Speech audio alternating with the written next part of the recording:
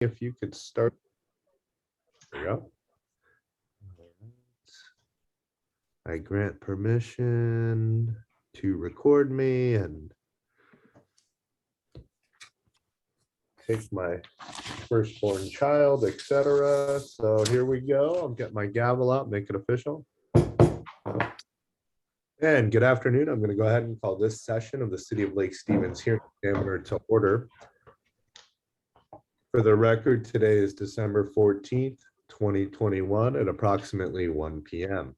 We have one item on the agenda today. This is numbers LUA 2021-0024, 0025, and 0041, involving a request for approval of a preliminary plat, administrative design review, and a conditional use permit to develop a 14-unit lot subdivision consisting of 13 townhomes divided among 4 buildings and an existing single-family residence that would remain on an approximately 1.5 acre area of a 10.35 acre lot at 10230 9th Street Southeast. My name is Andrew Reeves. I'm a hearing examiner with Sound Law Center, who the city has selected to hold certain land use application hearings like this one. And today it will be my role to collect evidence in the form of exhibits and testimony to determine whether this proposal complies with the city's comprehensive plan, zoning ordinances, critical areas ordinances, and the specific criteria for approval of a preliminary plat under Chapter 1418 of the Lake Stevens Municipal Code, as well as design review approval criteria under the city's design guidelines in Chapter 1416 of the Municipal Code, and approval of a conditional use permit under Section 1416C045 of the Municipal Code.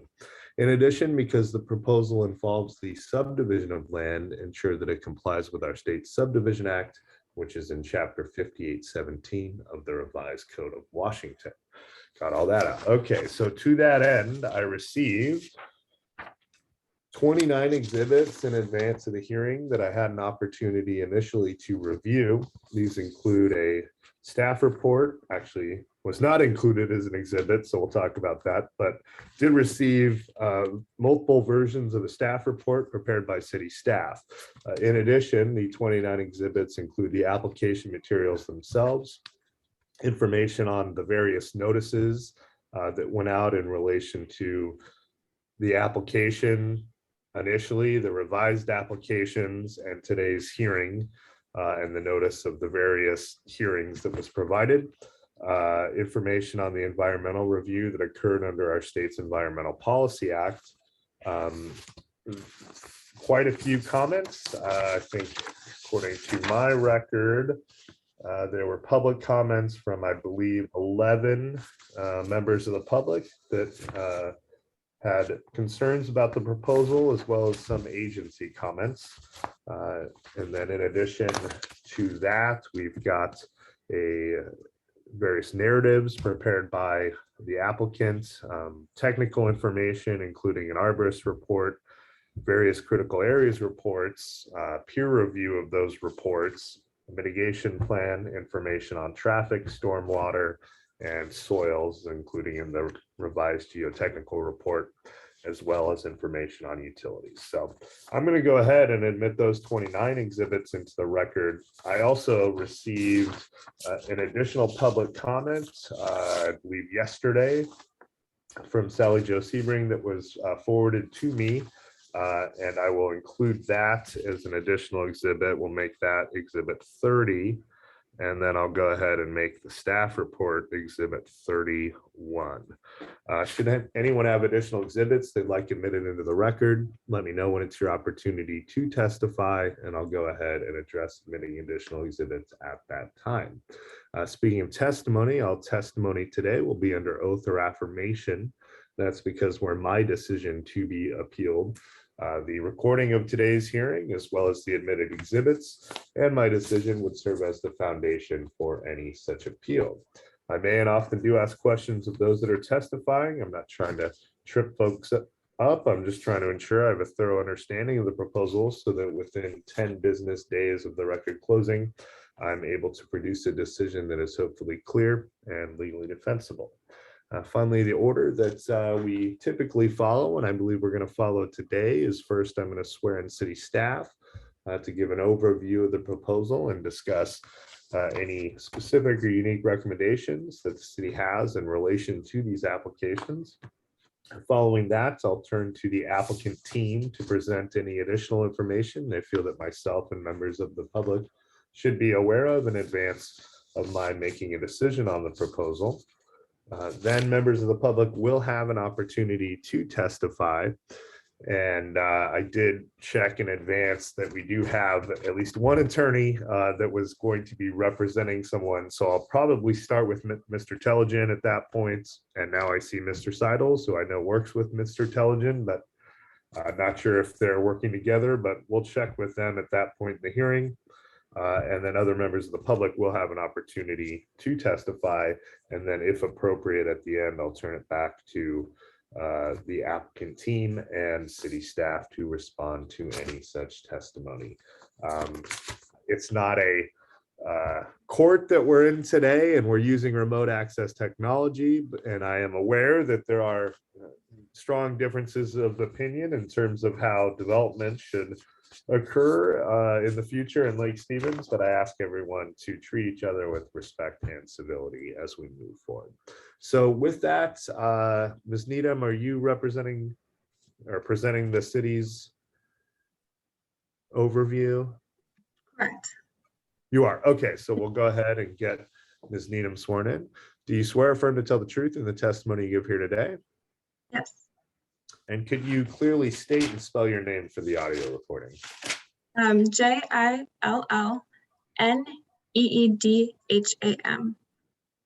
Jill Needham. And your role here at the city? Associate planner. Great, thank you for being here. Okay.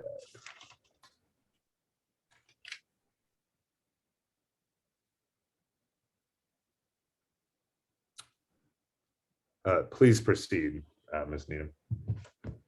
All right. So before I begin, I just wanted to correct the record to request that condition 12 be struck in its entirety. It is no longer applicable since the scope of the project was reduced and no longer any mitigation plantings are necessary. I also wanted to say that I received a couple comments in the past couple of days after the stock reports and the exhibits were compiled and submitted to you. So I'll go ahead and send those over at the conclusion of this meeting. So now for a little. Is that in addition to the comment from Sally Jo Sebring? Are those additional comments from other folks? So I received a comment from Dick Todd, and then I received a letter from Mr. Telligin representing Sally Jo Sebring. So that might be the same one that you received already. No, I have not received anything from Mr. Telligin, or nothing from him has been forwarded to me. Okay, I'll go ahead and send both of those over.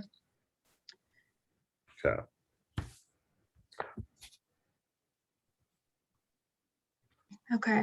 Okay, so real, just for purposes of this is why it's always nice to have the staff report as exhibit 1, but oh well.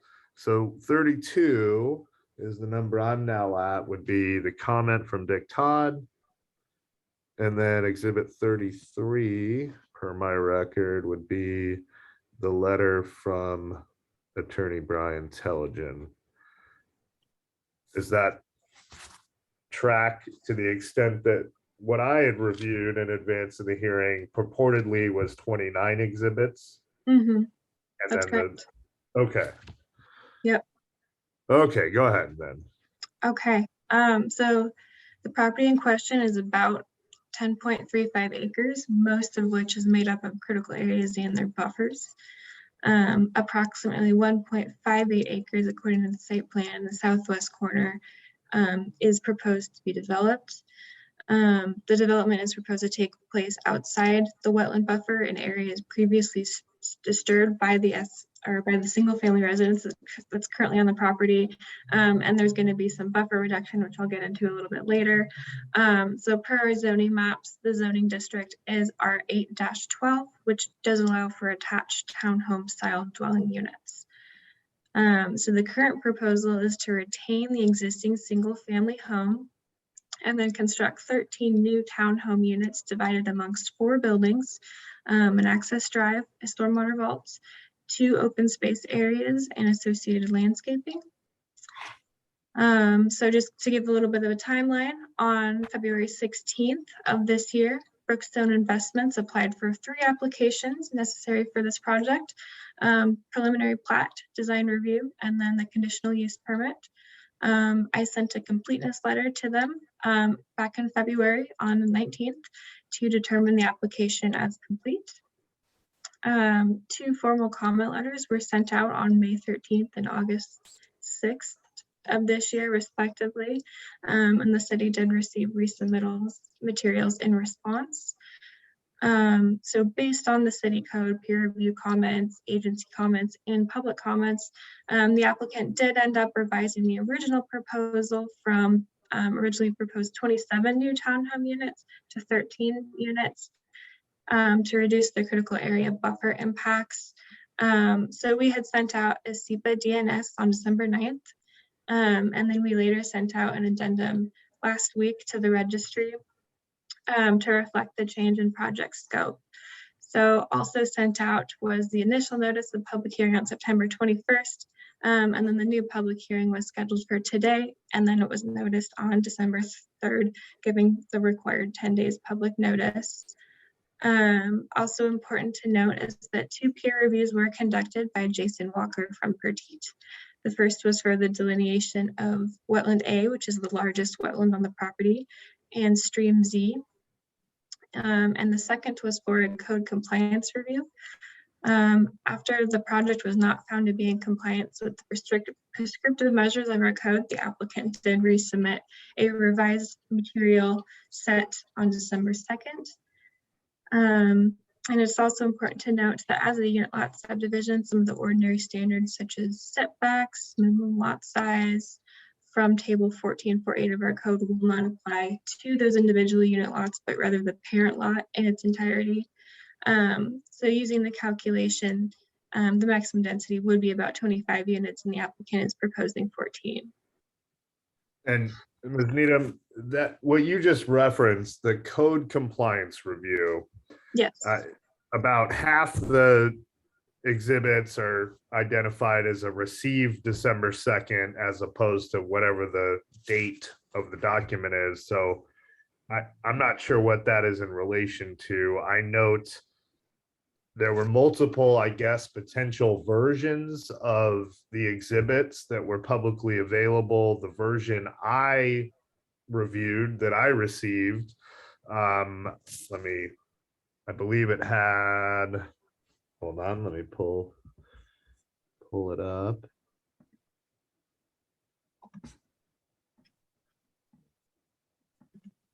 Well, it had quite a few pages, I know that, but I did not see anything after the SEPA addendum prepared on December 7th, 2021. The exhibit list stated that there was a exhibit 29, but it was not included in what I received to review. I do acknowledge that the city may have sent an updated version of the exhibits just yesterday, perhaps. The version that I had did not have any kind of tabs or any kind of delineation between exhibits, so it was quite difficult to review. And it was 444 pages. So I guess that's kind of partially the challenge that others have had too in trying to grasp what's going on with this project. But is exhibit 29 what you're just referring to right now as the, I guess, code compliance review? No, so I'm currently scrolling through the exhibits and trying to find the page number. There were 2 different peer reviews that were included in Okay.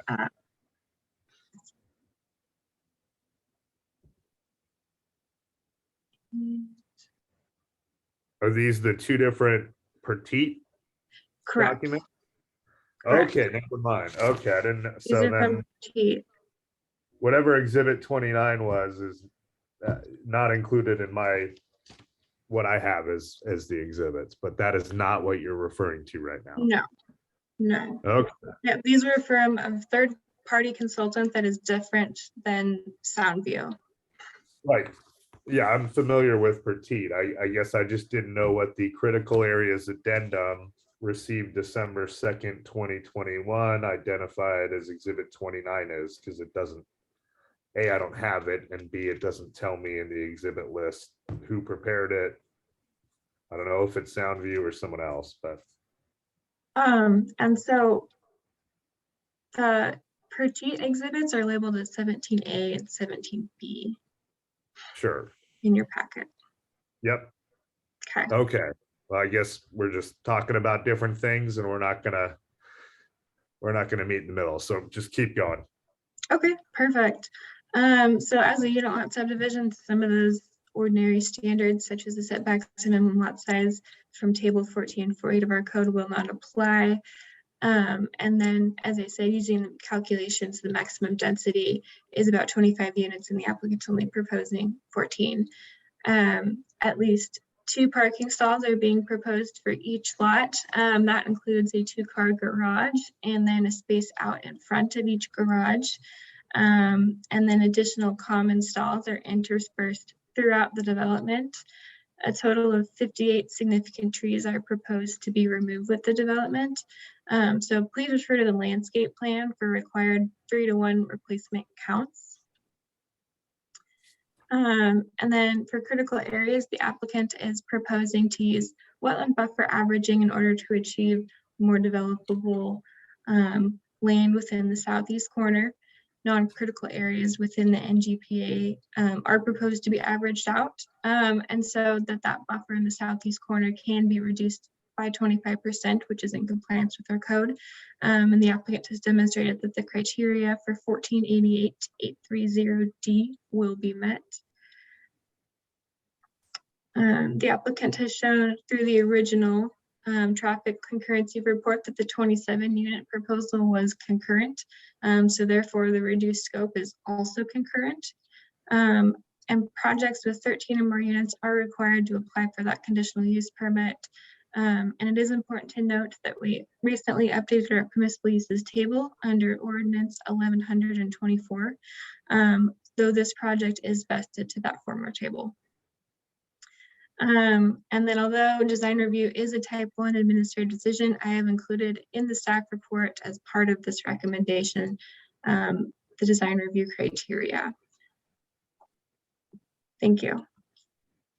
Well, I guess working backward, typically an applicant will elect to use the consolidated permit process, and in doing so, design review isn't just an administrative process. It's my duty as the hearing examiner to make a decision. Are you saying that's not the case in this instance? So it is a type 1 permit. Type 1 permits are reviewed administratively, but it has been included in the staff report. So, Mr. Wright, okay, I'm going to swear in Russ Wright. Do you swear affirm to tell the truth in the testimony you give here today? I do. And could you spell your name for the record and explain your role here at the city? Absolutely. So my name is Russ Wright. I'm the Community Development Director for the City of Lake Stevens. Spelling is R-U-S-S, last name Wright, W-R-I-G-H-T. And Mr. Reeves, you are correct that in the applications we forward to the hearing examiner that have multiple parts that might be different decision-making processes, staff is making a recommendation to the examiner on all portions of that under a consolidated hearing format. That would include the design review as we've done in past hearings. Those findings and conclusions are included for the examiner, as well as the conditional use permit and preliminary unit lot subdivision for your consideration. Right. So to be clear, I am tasked with making a decision on design review here. You are the decision maker. Right. That's what I thought. Okay. While I have you on the horn there, Mr. Wright, there's a lot of concern about the notice that was provided and how it was provided. I'm still confused about what the correct exhibits or correct version of the staff report are. I just want to give you an opportunity, or Mr. Levitan, who I know is also available, to speak to that. Sure, I can definitely attempt to shed some light on that. So staff did submit the final packet to the hearing examiner, I believe on December 7th. Early on December 8th, we did submit a revised staff report and exhibit list to the examiner's office to correct a couple of small errors that we found. So what was submitted to your office through your associate, Mr. Ortman, should have been the final correct report on the 8th. As to your question on Exhibit 29, the critical areas addendum, that is a report from Soundview Consultants, not from the city's consultant. So we believe that full notice was prepared and you should have the final correct version of that report as of December 8th. Okay, I'm just looking at emails that I have, and something on December 9th states to my colleague that there was a voicemail confirming receipt of a revised recommendation and an ability to retrieve the exhibits from the city website. So I suppose what I did wrong was I didn't go back to the city website to retrieve the exhibits. So theoretically, this exhibit 29 is on the city's website, as far as we know. That is correct. Okay, and then in terms of Ms. Sebring had made a comment about the fact that the postcards, et cetera, that were provided essentially blocked out the ability for, blocked out the portion that pointed out how folks could comment on the application, et cetera. Is that an issue or not in staff's opinion, Mr. Wright? So the city provides redundant forms of notice. The application was duly noticed at the Everett Herald, on the city's website. The site was posted, and then the postcards were provided. So through the different medium to provide public notice, I believe that the city has met the intent of the code to provide full legal notice for this project.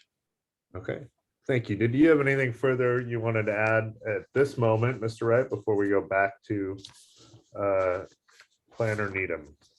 Not at this point, but I am available for any questions as we move through the hearing. Great, thank you, Mr. Wright. You're welcome. Okay, so Jill Needham, we'll go back to you. You were explaining, were you actually concluded at that point? Yeah. You had concluded. Okay, so I do have quite a few questions, so let me go through here. Okay.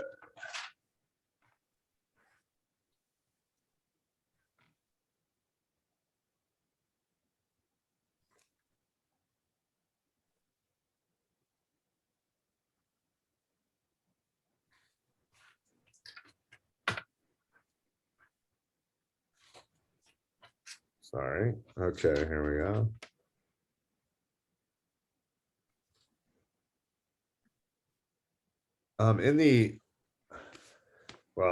Hopefully this lines up. Now I'm not sure that it will, but what was identified as Exhibit 8, which is the smorgasbord of comments, public comments, agency comments, etc.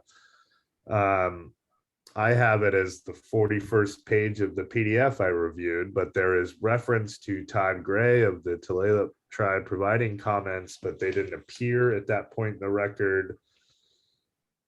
I did see some comments from Todd Gray later. I just wasn't sure. Do you know if there was just one set of comments from Mr. Gray? Two sets? You happen to know? We received 2 sets of comments, as far as I know, from Todd Gray. One of them, when the units proposed were 27 new units, and then again afterward, affirming that it did better comply with our code and with general practice after the scope was reduced to 14 units total. Okay, so there was a second set of comments. Again, hopefully that's in the version of the exhibits that unfortunately I may not have reviewed. Very confusing. Let's see. To be clear on why a conditional use permit is required, just so I grasp it, it's simply because of the number of townhomes that is proposed, or sorry, unit lots that are proposed. Is that right? Correct. So anything with 13 or more townhome units requires a conditional use permit. Okay, so 13 is the magic number. Correct. All right.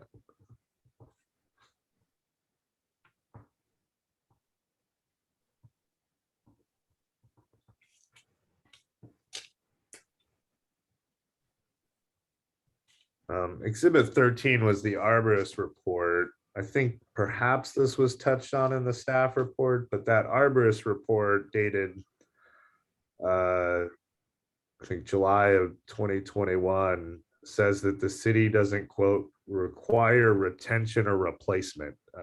Is that accurate? So that's not accurate. So please refer to the landscape plans for the mitigation counts. And so that is identified in the staff report as well. Okay, so essentially, under the code, if you're gonna remove trees, there's mitigation requirements, and or either you have to plant trees at a certain ratio or you pay into a tree in lieu fund. Is that right? Correct. So the applicant is proposing a combination of both. Yeah.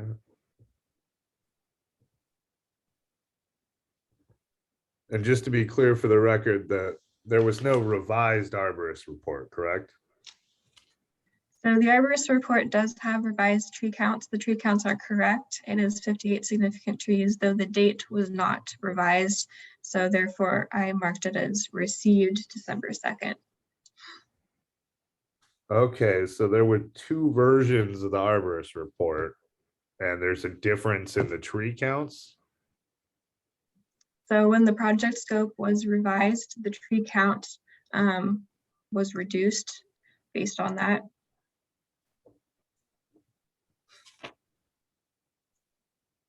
Okay, but okay, the only report that I saw was the one dated, well, at least on the report, dated July 3rd or June 3rd, and it said there would be 58 trees in the developable area. But you're saying that would be removed, but you're saying there was an earlier version that had a much higher number of trees.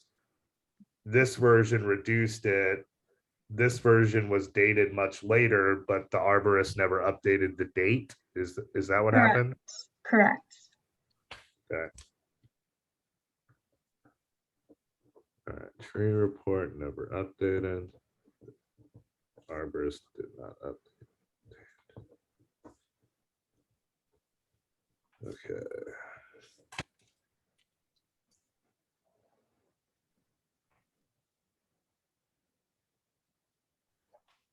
Okay, and also to be clear for the record,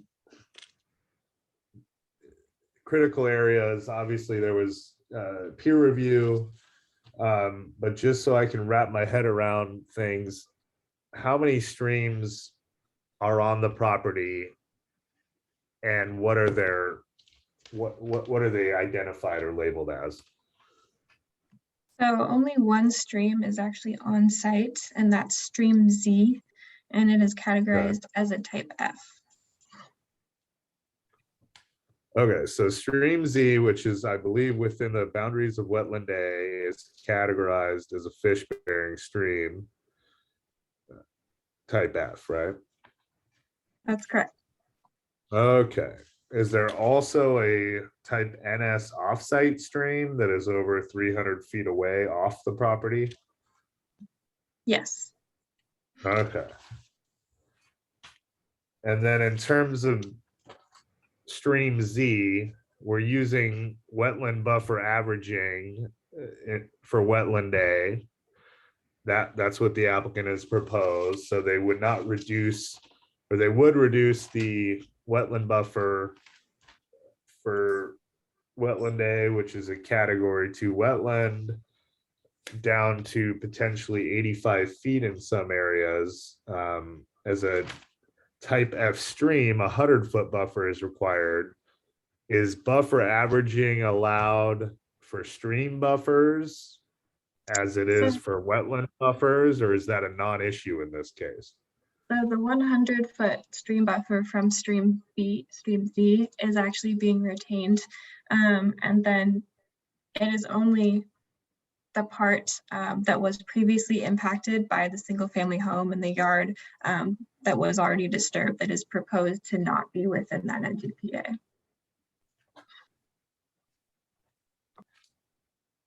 Okay, so the buffer averaging is only occurring relative to the part of the wetland buffer that's already been disturbed by development on the property.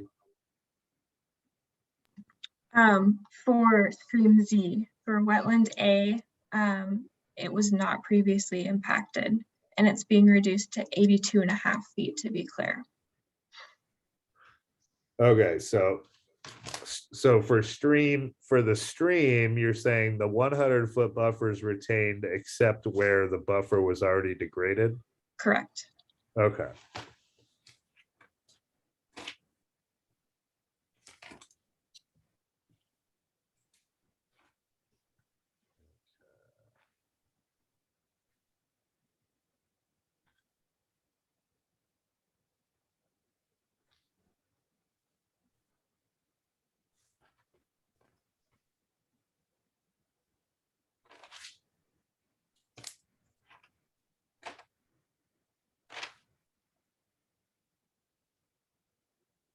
And also, just to be clear, because there were so many versions of things, there's no mitigation banking that's occurring as part of mitigation here, correct?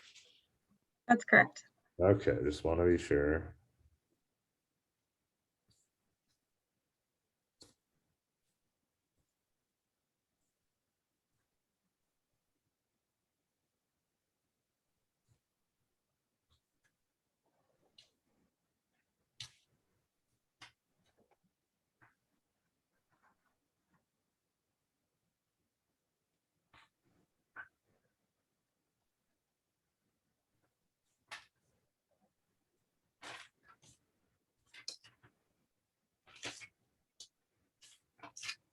Okay, and then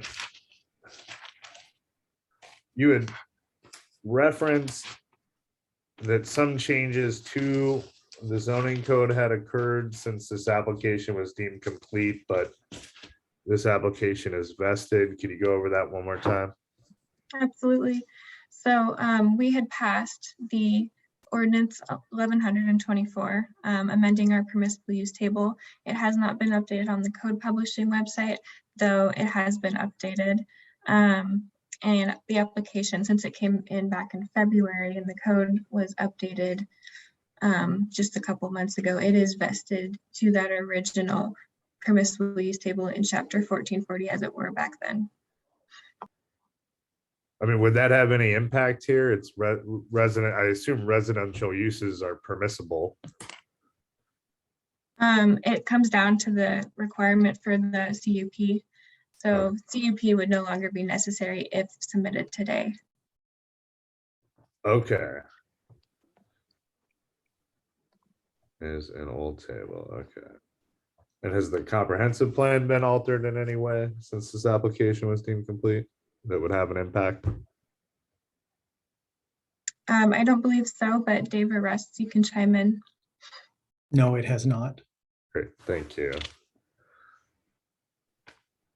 Okay, I think ultimately there will likely be more questions, but I think unless you had intended on calling other members of city staff, I think at this point it would be beneficial to go to the applicant team.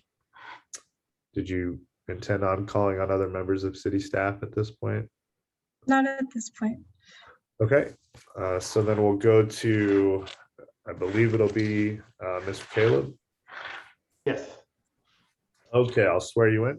Do you swear or affirm to tell the truth in the testimony you give here today? I do. Thank you. And can you spell and state your name for the record and explain who you are? Sure. Brian Caleb, Kalab, with Insight Engineering, representing the applicant. Great. Thank you for being here, sir. Thank you. So are you ready for me? Or are you going to start with questions or? Go right ahead. Okay. I guess I just wanted to clear up a few items before I start. Yeah, Exhibit 29, I think, is supposed to be the wetland addendum that was dated 11/2/21 that we submitted on December 2nd. It's basically an updated wetland delineation showing that Stream Z is, we're classifying it as a type F for the purposes of this application. Okay. And then I think there was a statement that the offsite stream, which is west of this site, was a type NS, and I think that's incorrect. It's a type F. That stream is, I believe, Stitch Creek, but that's an offsite wetland or an offsite stream. And it's over 300 feet from any of the development on this property? Yes, Okay. it is offsite. Got it. Okay. So thank you, Mr. Hearing Examiner. Thank you for letting me present. I think you have the staff report, which goes into an in-depth analysis of what codes we're meeting and how we're meeting them. Just in generally, we're meeting the comp plan MDR. We're meeting the zoning for R8 to 14. Townhomes is a permissible use in that zone. We're meeting preliminary plat and design review guidelines, as well as we made provisions for landscaping, parking, density, dimensions, transportation, schools, utilities, fire code, and as you know, critical areas, which has kind of been important on this one. We reviewed the staff report, and in general, we're okay with the conditions therein. I've got a few minor corrections that I'll ask the hearing examiner to look at the change in the conditions. On number 6, there's just a typo that says may be limited twice. So that it just says additional development may be limited as a result. So just cross out one of the may be limiteds. And then on condition number 8, there's a provision that the curbs on internal private roads be painted red. At this time, we're not proposing any private or any curbing. So we would ask that that second sentence in that condition be stricken from your decision. And then it's just a clarification. I think we've talked about the arborist report. Yes, it was, unfortunately, they didn't change the date when they changed the mitigation that we're doing, the number of trees that we're taking down. It's gone down significantly since we're doing buffer averaging now and not doing innovative development. So it is the report that was dated December 2nd. I would like, I don't know if the city can send, but we have not received the new hearing exhibits, the comments from exhibit 30 through 33. So I don't know if somebody can email those to us. I absolutely can. They just came in today. So I can absolutely do that at the end of this meeting. Okay. Well, and to be clear, Possible to do it while the meeting's going on. That way we have a chance to reply to them if needed. I strongly suspect the record's going to be left open regardless, but if Ms. Needham's able to do that, fine. Just to clarify, I identify, we'll call it, I guess, the revised staff report, just so there's less confusion, but that would have been exhibit 31, and I believe you did receive the staff report, correct? Mr. Callum? Yes, Okay. the revised staff report Right. on December 8th. Yes. Yeah. So you're hoping to get the comments from Sally Jo Sebring, the comment from Dick Todd, and the letter from Attorney Brian Telligent, correct? Correct. Okay, go ahead. I think that's it. I believe we've met all the codes required of us for this development, and I guess I'll just open it up to questions. Sure. There's quite a bit of information, obviously, in the record related to the critical areas review. Can we mute folks that are not me or Mr. Callum, please, Ms. Fenners? Thank you. Okay. Okay, there we go. There were a lot of concerns about potential stormwater impacts from the proposal.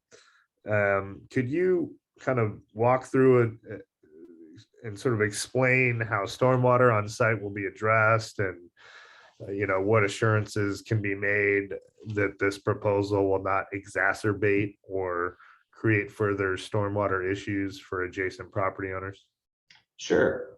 So we're required under the 2014 Washington State Department of Ecology Stormwater Manual to collect our drainage and meet their requirements.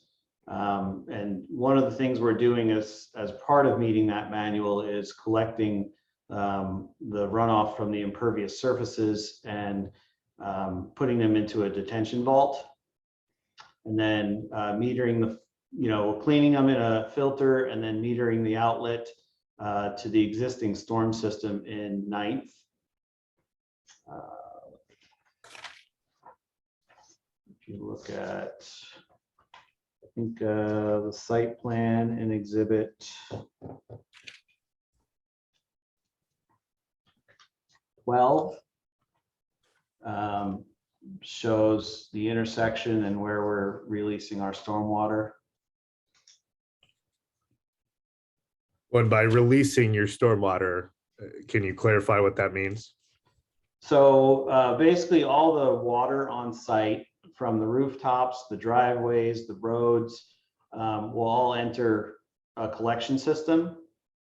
And then under the road and some of the driveways, there's a big concrete vault where all the water goes in. It's filtered and then it's released more slowly than it comes in into an existing drainage system on the intersection of 103rd and 9th.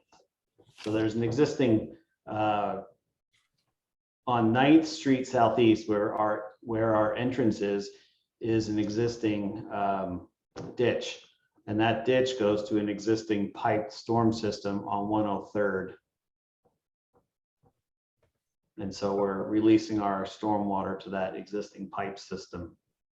Okay, so the stormwater from this site is being collected internally, treated, stored in a detention vault underneath the drive aisle, and then in a sort of controlled, metered fashion, it is then being released over to the existing stormwater ditch that then gets piped away at some point or another. Is that a correct understanding of what's happening? Yes. Okay. And the information that was provided in terms of the geotechnical report noted that low impact development would not be feasible. It did express concern about the level of groundwater and the potential for flooding properties to the east. The PDF number I have would be 389, but that's somewhere in exhibit 22, the revised geotechnical report. So just has the applicant given any thought to groundwater monitoring or something to ensure that appropriate measures are being taken in advance of full build out to ensure that this project doesn't involve flooding out neighboring properties? So we'll be having you know, the detention vault will have footing drains, which would take care of the groundwater around the detention vault. And usually when you capture the impervious surfaces around projects like this, there'll be less water going towards the neighbors in this case, because we're capturing it and piping it around their property, which normally would sheet flow onto their property. Okay, so the applicant's contention is because instead of having stormwater sheet flow, instead it'll be collected and released in a metered fashion. There's at least the potential to have fewer impacts from stormwater on neighboring properties. Is that right? Yes, that's correct. Okay. Now, on the other end of the equation, you know, the geotechnical report and the other stormwater information noted that these low impact development or LID techniques, which are all the rage with Department of Ecology and others, that are meant to ensure that there's hydrologic recharge and those types of things. You know, with all the critical areas on site, was any thought given to kind of having some of the stormwater go to recharge the wetlands? Is there any concern that by removing the stormwater from the system, it'll have detrimental impacts on these wetlands, or are these non-issues? So I can point you to the site plan which you have, which Okay. is Exhibit 12. And it may be a little bit hard to see, but the area that we're developing does not surface flow to the wetland. Okay. So if you kind of look at the that exhibit and you look at the contours, basically if you're looking at that exhibit, look at track 996, where it says track 996 open space. And you kind of follow where our new buffer is going to be, maybe about 10 or 15 feet into the wetland buffer, there's kind of a ridge, so that everything west of that ridge would flow towards the wetland, and everything east of that ridge would flow to the east onto our developed portion and onto the neighbors to the east. Okay, so I believe the stormwater report indicated there were like 4 subbasins on the property, and essentially what you're saying is with the topography of the site, the portions of the site that feed, if you will, the wetland will not be developed, or stormwater from those portions of the site is not going to ultimately collect down in the southeast corner where development is going to occur. So the topography kind of limits what's happening in terms of the hydrology to that corner. Is that kind of an accurate way to think That is of it? correct, yes. Okay.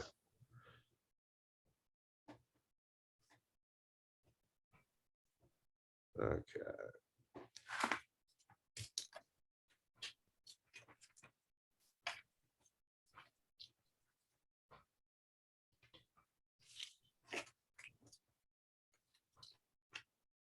And then in terms, going backward, just the,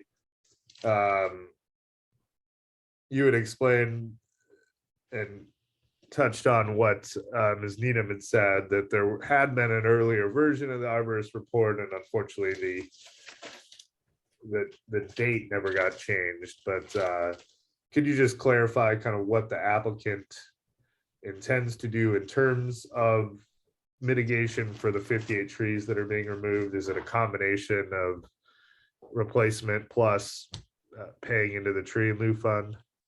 Yes, it is a combination, and it is shown on the landscape plan in the upper right-hand corner. There's a table that shows how many trees we're taking out, with the amount of trees we're replacing, and then the amount of trees that we're paying for into the mitigation, the 3-to-1 mitigation. Okay. And that's Exhibit 14. Great, thank you for clarifying that.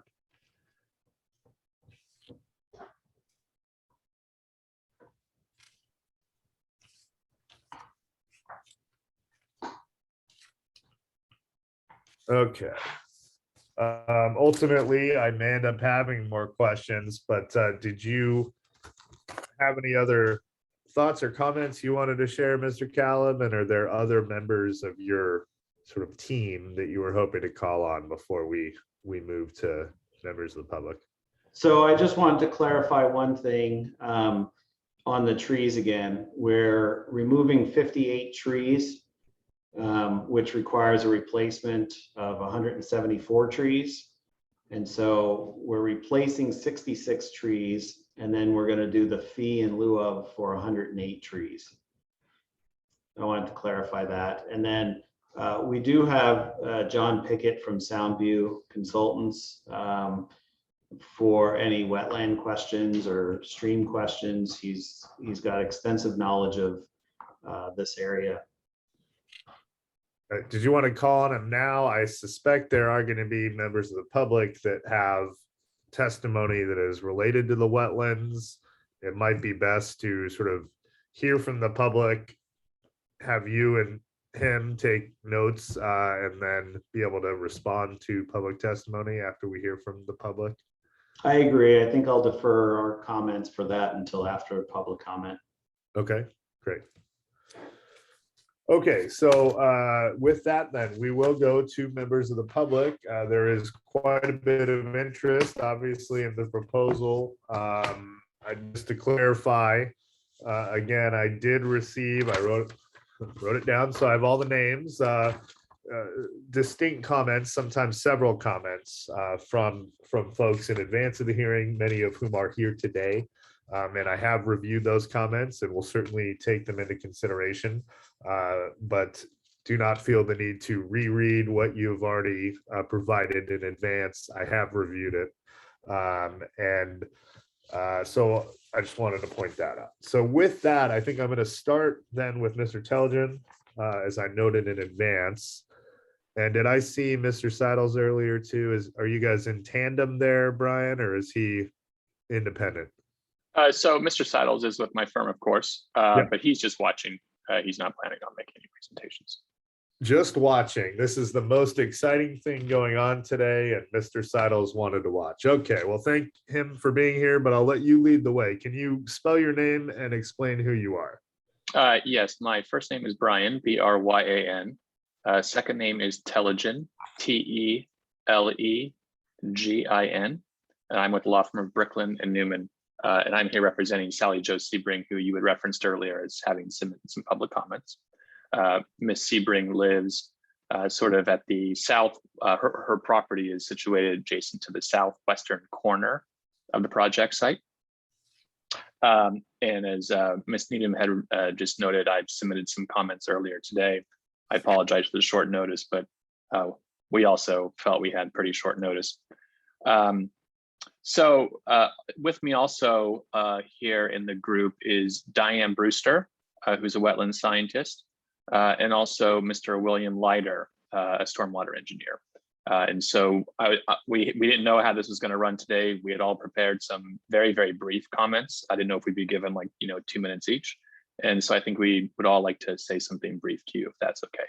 Sure, Mr. Telgen, what I'm thinking is if you want to take a little longer and make an argument, obviously you're an attorney. I'm not swearing you in. You're not testifying.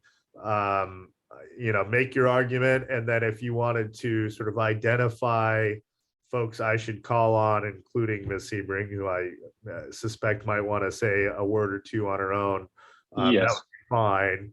And I note that while you do have one specific client, you're kind of de facto the opening remarks on behalf of the public. So I'll give you a little bit longer to the extent that you might cover the various topics that other members of the public had concern over. Does that make sense? Well, yes, thank you so much. It's very generous. You're welcome. Go right ahead. So Ms. Sebring came to us with concerns, which I think are at least from my review of the record, and I think you noted earlier, fairly consistent with what I saw other folks raising, concerns about stormwater, flooding, how the wetlands are being treated, and so forth. And I kind of wanted to speak with you about two issues in particular today. One was Ms. Needham had noted that there were 2 peer reviews in the record, but there was actually a third peer review that we thought was also germane and relevant to your consideration. And that was a peer review memo from David Evans and Associates dated September 21st, 2021. That is not in the record. We had attached a copy of it to our comment letter. And the David Evans review looked at their civil plans and noted many deficiencies, many of which had to do with stormwater and groundwater. And Mr. Leiter, who can go on after me, may be able to speak to these in more detail. But there's a lot of water coming onto this property now after the Westlake Crossings, or let's say crossing project that's just to the north. Several folks, I believe, had noted that after that project came in, the offsite flooding appeared to have gotten worse. And so it appears that there's more water coming onto this property. Mr. Caleb just noted that the stormwater from this site will be effectively shunted off site, which I believe goes to the city's MS4 system. And one of the things that David Evans had asked to be done was that there be some sort of analysis of downstream capacity of that system, especially since it involves a basin transfer, to figure out the downstream system actually has the capacity to handle all this additional water. So I don't know that sitting here as a lawyer, I can tell you if this project will increase more flooding to the neighbors, but to the extent that there maybe just be shoving that problem down the pipe, as it were, we think there should be some analysis of that. And I think that's relevant under RCW 5817, which talks about providing adequate drainage ways. And Mr. Kelly, quick question for you. This David Evans peer review, if it were, when you say peer review, do you mean the city requested a third party to review maybe the stormwater report or the geotech, or you're saying that Mr. Evans has expertise, is a professional, as such, his review is that of a peer? I just want to make sure I'm understanding the language. I know we've run into this before, you and I, so. Sure, no problem. No, the memo that I am referencing is dated September 21st, 2021. It's from David Evans and Associates to Russ White, the Community Development Director. So my understanding is this was a third-party peer review requested by the city itself. Okay, so the technical version of peer review, the city requested, as far as you're aware. Correct. Okay, and I'll ask Mr. Wright later in the hearing for more info on that, but thank you for clarifying that for me. No problem. Go right ahead. So the other issue that I wanted to discuss with you but today, and this can be addressed, I think, also by Ms. Brewster, the wetland scientist, who we've asked to provide some comments. I'll just sort of maybe briefly lay it out. But it has to do with the applicant's buffer averaging plan.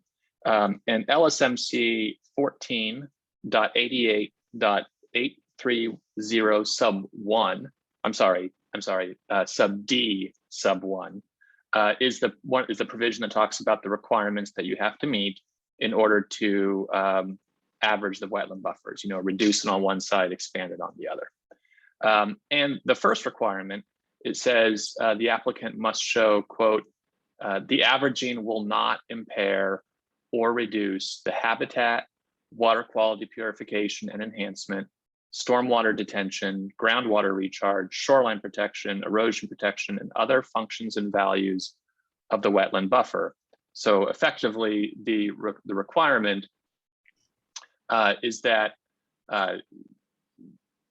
they have to show the buffer averaging is not going to impair or reduce the wetland functions and values. And that's a great many things. In Exhibit 19 that was submitted to you, this is the buffer averaging plan submitted by the applicant. This is, let me look here. It was originally dated January 19th, 2021, revised November 24th, 2021. This is Exhibit 19.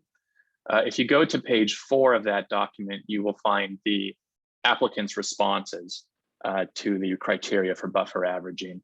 And to the question of will buffer averaging in this case impair the functions and values of the wetland, they say, quote, the buffer of wetland A will be reduced by no more than 25% down to 82.5 feet. That's a hard rule. The buffer decrease area will occur in areas that are partially degraded due to the presence of non-native invasive species or improved areas. Basically say the area we're taking away, there are some problems with. The buffer areas to remain consist of intact native forested vegetation, and as such will continue to provide habitat, water quality purification and enhancement, groundwater recharge, erosion protection, and other functions to benefit wetland A and screen the wetland from the proposed development, end quote. And I guess what I'd like to point out to you is that's really not an analysis of whether the buffer averaging plan is going to have any impact whatsoever, if it will impair or reduce the wetland functions and values. They simply say the part we're taking away, there are some problems with, but the part we're leaving, there are no problems with. And that's just not the question that's required by the code. The question that is asked by the code is, will your buffer averaging plan have any effect on the wetland functions and values? And they don't answer that question. And I would also note that, in addition to taking areas away from the buffer on the sort of east side of wetland A, the additional area they're protecting is, if you look at the site plan, it's on the west side of wetland A, and it's effectively surrounded by wetlands, right? That area is never going to be developed. It's undevelopable land. So the idea that, you're taking away something that there might be some problems with, but preserving someplace that is never going to be developed anyways, frankly, doesn't answer the question of whether this plan is going to have any impact on wetland functions and values. So those were the two issues that I had prepared to present to you today, Mr. Examiner. And following me, we have Bill Leiter and Diane Brewster, who might be able to speak to these issues in a little more detail. And then I do believe Ms. Sebring would like to say a few words herself. Okay, so did you want to go to Mr. Leiter next? Sure, that'd be great. Okay, so we'll get Mr. Leiter sworn in. Do you swear or affirm to tell the truth in the testimony you give here today? I do. And could you spell your name for the audio recording, please? Certainly. William Lider, L-I-D-E-R. Okay, and your role or? I'm a professional civil engineer. I've been retained by Mrs. Sebring to review the stormwater and civil aspects of the project. Okay, go right ahead, sir. All right, thank you. I wrote a memo or letter report dated December 10, 2021, last Friday. You should have a copy of that was forwarded to you by Mr. Telligen. One of the issues in here is downstream flooding problems. And Mr. Caleb only gave you half the story. Stormwater detention vaults are not intended as a flood control measure. They're actually intended as a water quality treatment measure to prevent downstream scouring, stream incising, bank erosion, and the like.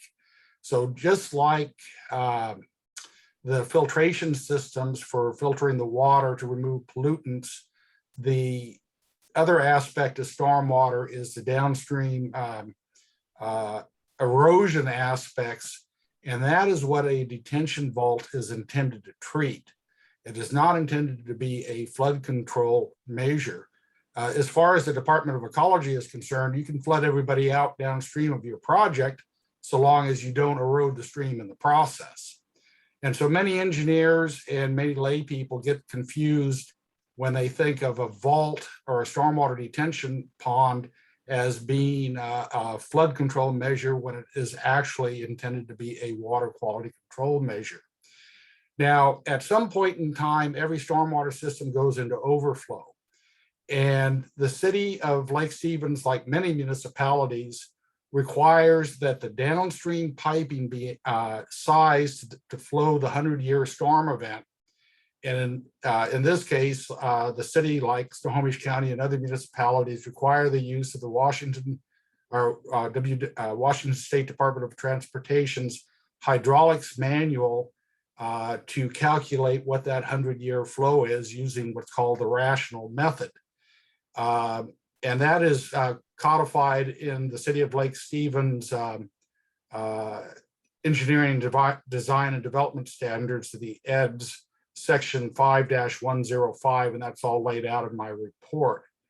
What needs to be done here is that the downstream piping needs to be sized adequately to convey the 100-year flow that would be conveyed through the piping or through the ditches or whatever conveyance method, so that it does not overtop or flood adjacent properties or destroy and wash out city infrastructure like roads and utilities.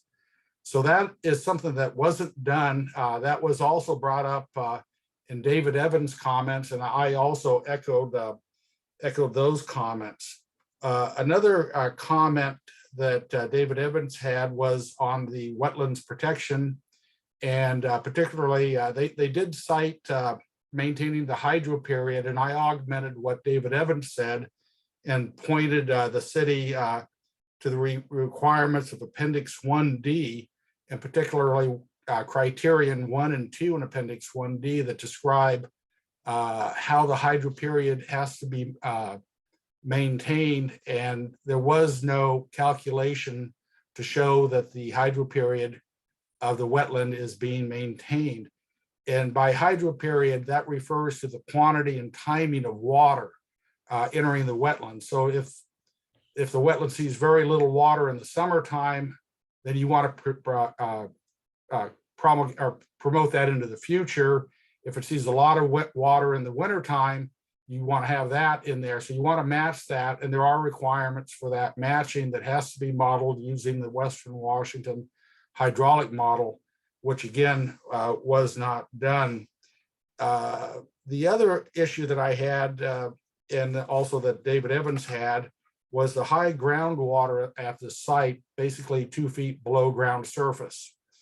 And that's going to potentially cause a lot of problems. You know, immediately the first problem is that there's no dewatering plan. And when you start excavating or over excavating for footings and you crack into that groundwater, the site can literally turn into a hog wallow. And so there needs to be a groundwater plan for how the construction water is going to be handled. But furthermore, you know, where is that groundwater going to go? Mr. Caleb had referenced footing drains around the vault, which are required for buoyancy to basically keep the vault from popping up out of the ground, which has happened on some occasions in high groundwater areas, but also the groundwater that's being removed for the footings for the townhomes. Where is that water discharged? There is no calculation, or put it this way, the Western Washington hydraulic model calculation submitted did not account for any groundwater going into the vault. And so that's going to increase the base flow, and that could be significant flows. And so if that water is being maintained to the wetland, then, or it's being discharged downstream, that needs to be evaluated. And the issue on liquefaction of soils was also certainly a concern in there. And I had mentioned the possibility of using a more current best management practice out of the current 2020 Department of Ecology's Stormwater Management Manual for Western Washington for using pin piles or pile supported structures, which would solve a lot of problems at this project site and also reduce the size of the vault. And so there are cost savings potentially to going to an alternate method of construction that would utilize a low impact development, even if it's not in the outdated 2014 stormwater manual that the city has not yet updated to the current manual, which it'll do next year. So I believe that's in a nutshell the main points that I had in my report. Thank you. Great, thank you, Mr. Leiter. Mr. Intelligent, did you have any specific other points you were hoping Mr. Leiter would touch on? It's a public hearing, so it's a little strange format, but I wanted to just ask real quick. Mr. Intelligent's muted. Sorry, can you hear me now, sir? I can. Yeah, no, I had no other questions for Mr. Leiter. I think next might best be to go to Diane Brewster. Great. Thank you, Mr. Letter. So next we'll go to Diane Brewster. Hi, do you swear or affirm to tell the truth in the testimony you give here today? I do. Thank you. And can you spell your name for the audio recording? DIANEBREWSTER. Okay, and your role here today? I have also been asked by Sally Jo Sebring to look at the plans for the townhomes in relation to the wetlands and critical areas. So the main issue that I have with this, well, there's two pieces that relate to the buffer, two pieces of code. The first one, Brian Telligin brought up already, code number 14.88.830. Let me get on my right notes here. D. And this particular code states that wetland buffer widths may be modified by averaging. In no instance shall the buffer width be reduced by more than 25% of the standard buffer. Wetland buffer width averaging shall be allowed only where the applicant demonstrates all of the following as demonstrated in accordance with an approved critical area report. So the first factor, there's actually a total of 3. The last one has been met, but the first 2 have not really been addressed. The first one, number 1, in under this code says the averaging will not impair or reduce the habitat, water quality, purification and enhancement, stormwater detention, groundwater recharge, shoreline protection, erosion protection, and other functions and values of the wetland and the buffer. So both of those critical areas. So they've basically listed 6 functions of both wetlands and buffers partially provide some of that. However, the report really offers only a vague information about the buffer and nothing about the wetland. They state that the buffer is currently being partly degraded by invasive species, and the areas that have been cleared that are associated with the existing residents. In the report, they do offer the statement that the remaining forested buffer will continue to provide habitat, water quality purification, everything that was listed before this. Excuse me.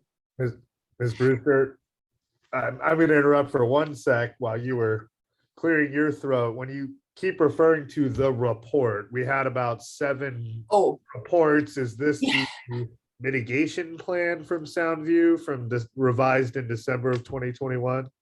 Yes, I am sorry I didn't reference that. It's Exhibit 19. Excellent. And that's the wetland buffer averaging plan. In the list of exhibits, they listed as mitigation plan prepared by Soundview Consultants, revised December 2021, but it was actually originally revised November 24, 2020, according to the front page of that report. So it's, when I say wetland buffer averaging plan, that's the Exhibit 19, even though it's a different name than is in the exhibit list. Great. Thank you. Go right ahead. I just wanted to make sure we knew what we were talking about. Thank you for asking about that.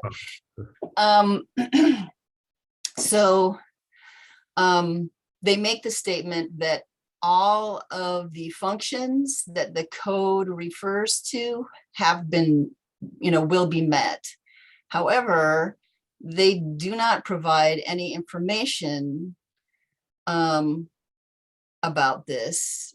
They haven't really included any documented information about the buffer, besides the fact that in some places there are some areas of blackberry They have a very short list of plant species, but that information is not in this report. That information is in Exhibit 15, which also says critical areas report provided by Soundview Consultants. This report is actually called the Wetland and Fish and Wildlife Habitat Report. So in that report, they do give a very short description of the buffer.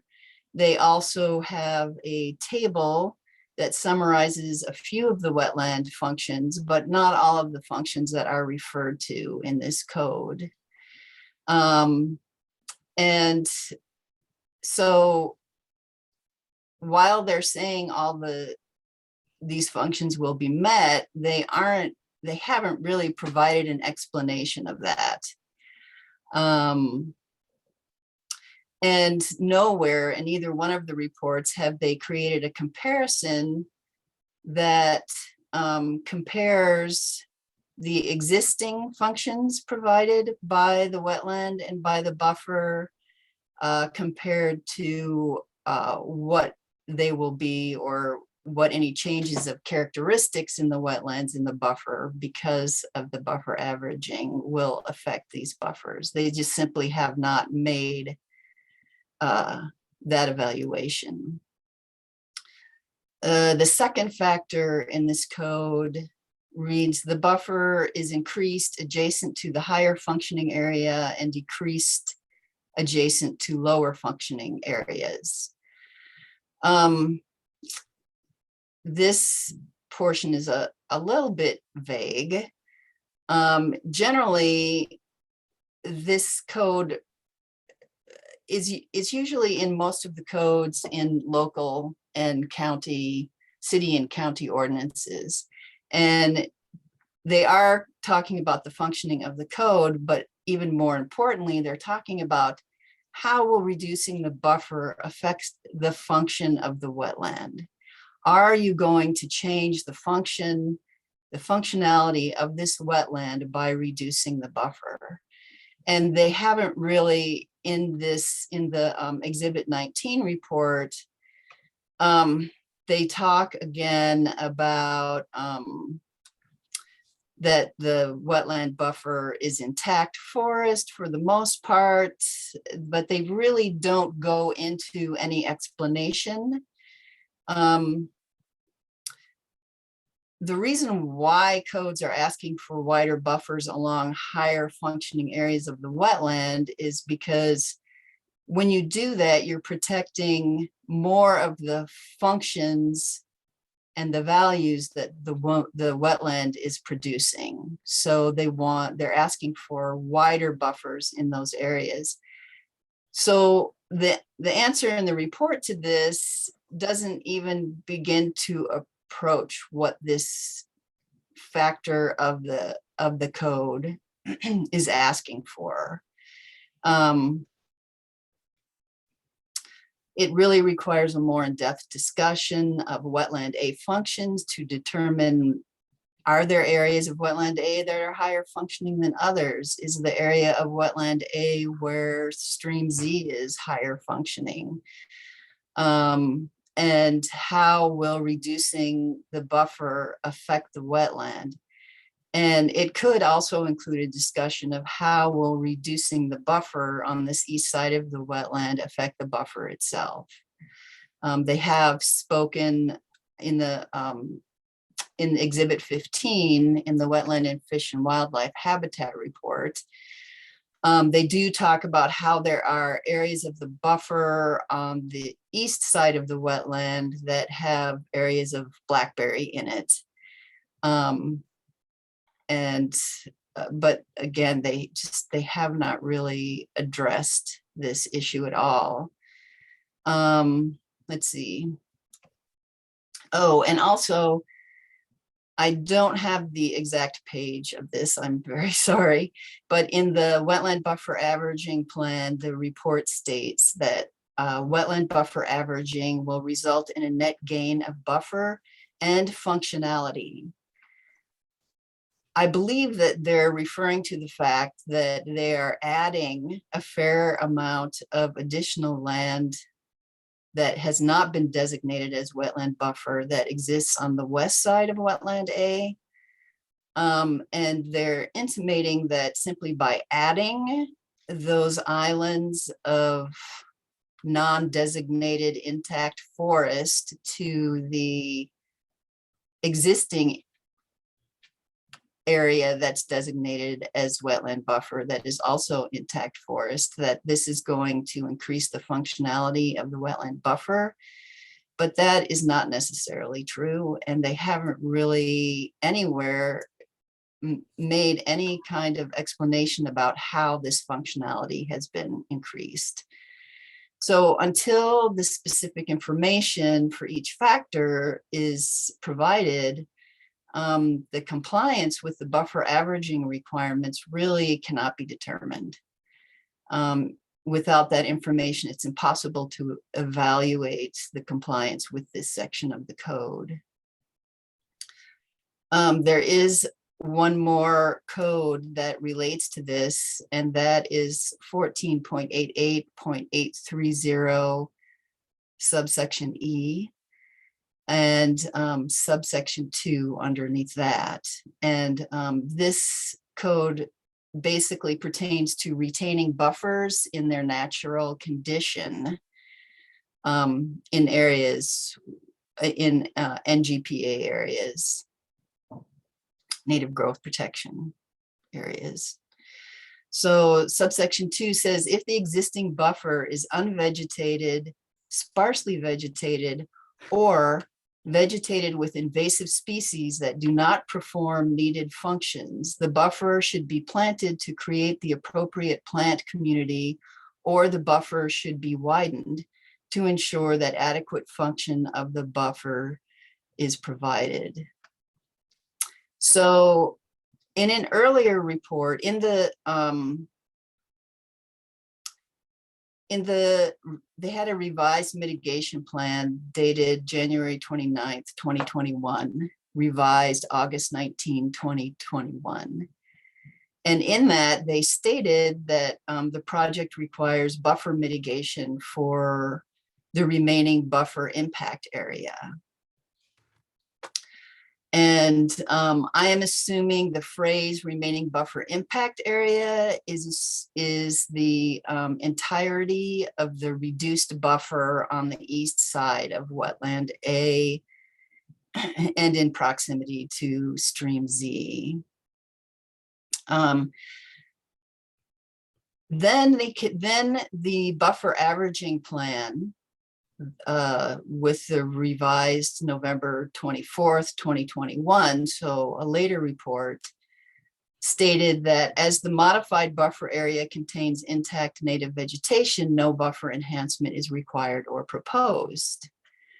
Well, based on this particular code, they actually do still need to do some buffer enhancement, not through the entire buffer, but in the areas where blackberry is affecting functions of wetland habitat and perhaps other functions of the wetland. In the mitigation plan that was revised on August 19th, 2021, they have a figure in there that shows a fairly large area that they deemed needed to be enhanced due to blackberry and some of the clearing associated with the existing residents. When you look at the buffer averaging plan, they've already said they don't need to do anything. Sorry, just I got real lost there. So you Okay. talked about a mitigation plan, then another mitigation plan. The first thing you were talking about, was that the critical areas report from Soundview, Exhibit 15? Which was revised August 19th of 2021. You used the word mitigation plan twice in a row. Yep, sorry. That's where I got lost. Okay, So yeah, that mitigation plan, I believe, is Exhibit 15. Okay, so the critical areas report, I believe that's what it's identified as in the document, but maybe I'm wrong, but. Well, yeah, I did also find all of this very confusing myself. Okay, so just to be clear, you were talking about Exhibit 15 first, and you're saying in Exhibit 15, there's this large area that's identified as needing mitigation for invasive species. And then Right. later with Exhibit 19, if we use the exhibit That has number, dropped out. I think that'll make life a lot easier for us to follow. So you're saying in Exhibit 15, it said one thing, and then Exhibit 19, that requirement or that need has gone away. Is that the basic concept? That's true. And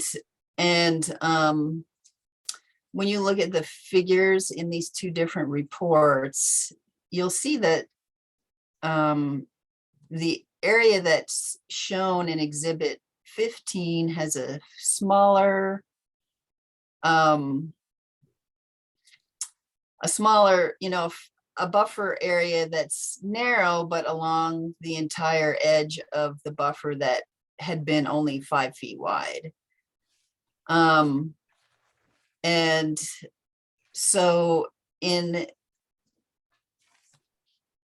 the figure that's shown in Exhibit 19, they're also showing a narrow buffer right along the eastern edge of the now 82.5 foot buffer width, which kind of ignores, well, it doesn't kind of, it actually, so that ignores the areas that were indicated in Exhibit 15 as needing to be, to have the enhancement done on it, because due to blackberry and having been cleared. I'm going to go in here and make sure that, yeah, do you see that figure in Exhibit 15? Okay. I mean, I would rather find it later. Okay. Okay, maybe got no lots of people that want to testify, but I totally. thought you were already looking at it. So there is, initially they said, yes, we're going to do buffer enhancement. Then later they decided, no, we're not going to. But in the report where they decided they were not going to, there was no explanation about why they dropped it out after having said they were going to do that. I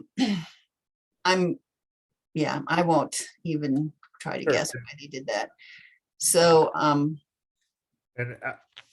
Ms. Brewster, Mr. Leiter had prepared a document to enter into the record. I didn't receive anything yet from the city, the letter from Attorney Telligent. Did you also prepare something, or all your comments?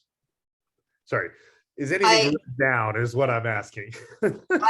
I actually did provide something, and I thought that it was included in a packet sent by Mr. Telligent. I just haven't received that yet, so I just wanted to make sure I knew what was coming my way, because did you have further comments? I'm sorry, there are just quite a few folks that want to testify. I'm not trying to cut you off, but I'm also trying to be reasonable on allotting time. I understand. There were a couple of other things, but those you can just read in the letter. Yeah. Okay, so the three major points so far I took away was that issue of 1488-830D1, where additional analysis was needed. Number two, more is not necessarily better. Seems like an un-American concept, but that's okay. And then three was this issue of invasive sort of vegetation being removed and the need to do buffer enhancement within the remaining buffer areas. Is that right for those three? Yes. Excellent. Okay, thank you very much. Thank you. Mr. Examiner, I don't want to take up more time than I need to, but I just had a couple of clarifications. In her testimony, Ms. Brewster was just referring you to Exhibit 15 of the materials that were provided to you. I was confused by that a bit too, because I was looking at the exhibits that were submitted, at least in my document, which includes Exhibit 29. And the figure that Ms. Brewster was citing does not appear to be in that document. Sorry. It's hard, right? So the exhibit numbers, if you could, again, Mr. Telgen. Yes. So Ms. Brewster was referencing you to a figure in what she had identified as Exhibit 15. And that was Appendix A to Exhibit 15. And this was the Sound View Consultants Mitigation Plan, which is listed as having been revised in October of 2021. Okay. And I'm looking at the exhibit list now. If I go to Exhibit 15, it does indeed appear to be that same document, Wetland Mitigation Plan, revised August 19, 2021. But the document she's actually, that figure is actually not in that document.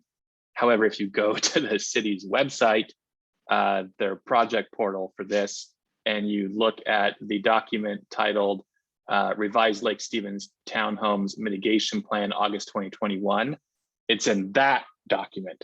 Okay, so there's so many documents floating around. I don't know what's applicable, frankly, and what's not. All I know is the document in your set doesn't have this. The document on the city's website does. And what exhibit would that be theoretically? I believe it would be Exhibit 15. However, Ms. Brewster has in her comment letter, which is sort of, I submitted a cover letter to both Mr. Leiter's and Ms. Brewster's comments. She has it excerpted as an attachment to her letter. So you can see it there, definitely. And in that particular image, the applicant had gone through and shown like what areas of the buffer are degraded. And her point was, they appear to be claiming that the parts they're not touching are not degraded, don't require plantings, but this particular figure shows that they are degraded, which would mean that they do require planting. Okay, I'm very sorry for the confusion. It's okay, I'm trying to wrap my head around this. So you're essentially saying, as far as you can tell, there are two versions of Exhibit 15, and I have one that might not be the correct one, or I'm trying to grasp what's going on. That's what it appears to me, or at the very least, there is a wetland mitigation plan revised October 2020 or August 2021 on the city's permit database, which has the figure that Ms. Brewster is referring to, and that figure does not appear to be in the packet of materials that were submitted to you. That's all I know. That's about all I know. Mr. Wright was raising his hand. We're going to limit it to if he has an answer just on this one issue. Mr. Wright, if we can unmute him. Great, thank you. The city's permit portal is more of I will say a living repository of all project materials. Some of those are superseded. Some are the final copies. What's submitted in the city staff report are the official exhibits for the examiner's consideration and the final iteration of reports and documents that are responsive to the city's code. And I fully appreciate that. I guess our point is, if the applicant said one thing one place and another thing someplace else, it'd be good to get to the bottom of it rather than just strike some of it from the record. And I think we do have someone from Soundview here, which we'll call on later. Sure. But did that conclude the experts that you have, Mr. Telgen, before we go? Yes, it did. And I apologize for all that back and forth. I would just ask that Ms. Sebring also be heard in her own words.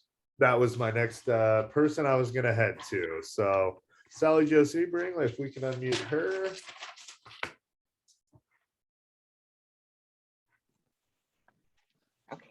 It's been a while. Nice to see you, Ms. Sebring. Do you swear affirm to tell the truth in the testimony you give here today?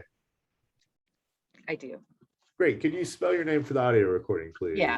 Sally Jo Sebring, SALLYJOSEBRING. Great. Thank you for being here. Go right ahead. Thank you for the time allowed. I'll be quite brief because I know there's other neighbors that want to speak too. So one just correction, I think, I'm sure she didn't mean to, but I haven't seen any second letter from Todd Gray from the Tulalip tribes that was after the site plan change. So if there was one, I just haven't seen it in the exhibits or anything, but it's possible it's there. I just haven't seen anything that stated that they were now fine with the plan. So I'm with, that's why I asked, because I don't believe I had it in the record. So I'm with you that it would be useful to, have the exhibits in a format where it's sort of all the comments from one person are grouped together, as opposed to kind of, it felt as if there were comments from various people that were kind of intermingled along with, I got very confused in my review, but go ahead, Ms. Sebring. So part of my point is not that I think Ms. Needham is trying to portray something that isn't there. I'm just not sure that there's any written record that Todd Gray of the Tulalip tribes said we're happy with this. So I just want to put that out there that I don't know because I haven't seen anything. So the other main thing I just want to talk about is Westlake Crossing, which you were the hearing examiner for. The hearing was August 20th, 2015 for the preliminary plat. You made your decision on September 11th, 2015 that it was approved.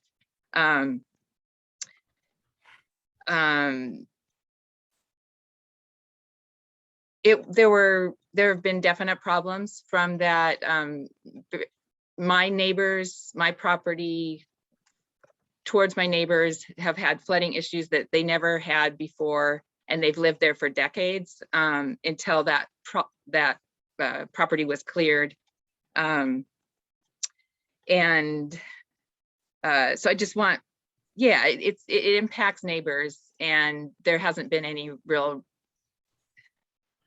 a response that's been, anyhow, I just want to say it impacts neighbors and causes problems. So, and a point to that is when it went to final plat before the city council on June 26, 2018,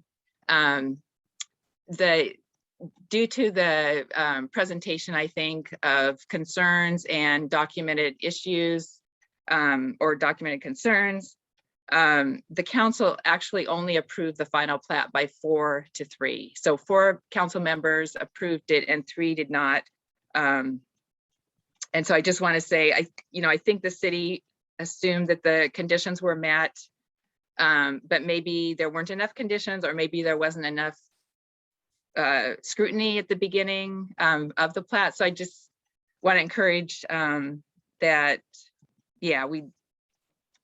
this is another project that will be affecting some of the same neighbors and multiple other ones too. So just want to make sure the best decision and the best project happens if a project happens. Thank you very much.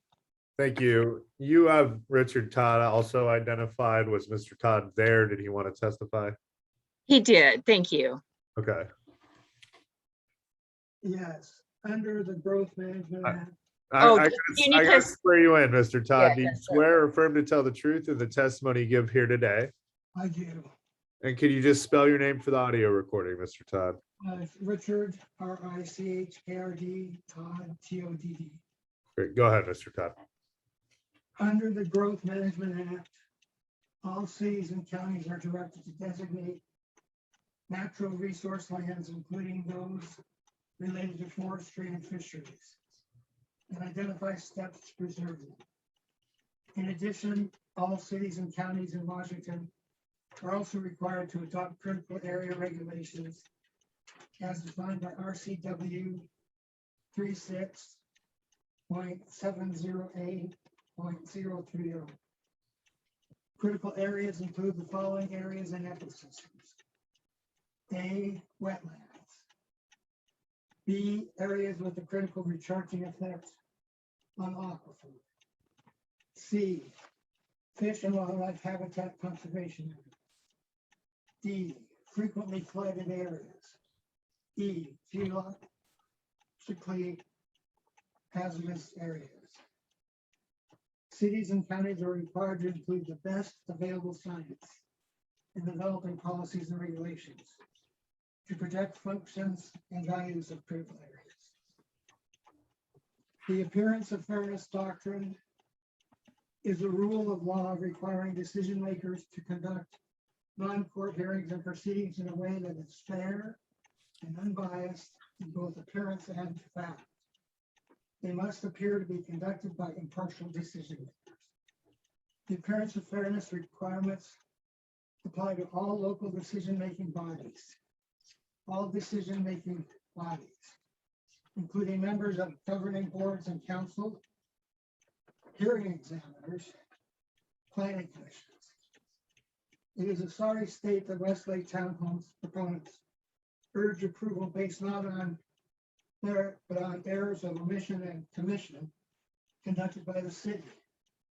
It is true that Westlake Crossing was grossly mishandled and that the errors linger. But 2, 3, 4, 5 wrongs don't make a right. And the written opinions of state agencies, Department of Ecology, Department of Fish and Wildlife, state entity, the Tulalip Tribes, city peer review, David Evans Agency and Associates, and Petite Engineering bears that out. Flawed from the outset. Flawed in concept. And flawed in its permutations and presentations. Westlake Townhomes cannot go forward.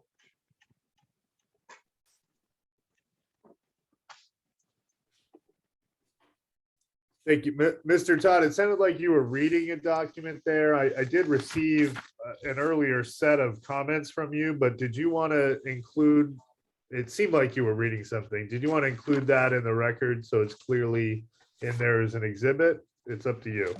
To ensure that my comments weren't lost in the process. Was that a yes?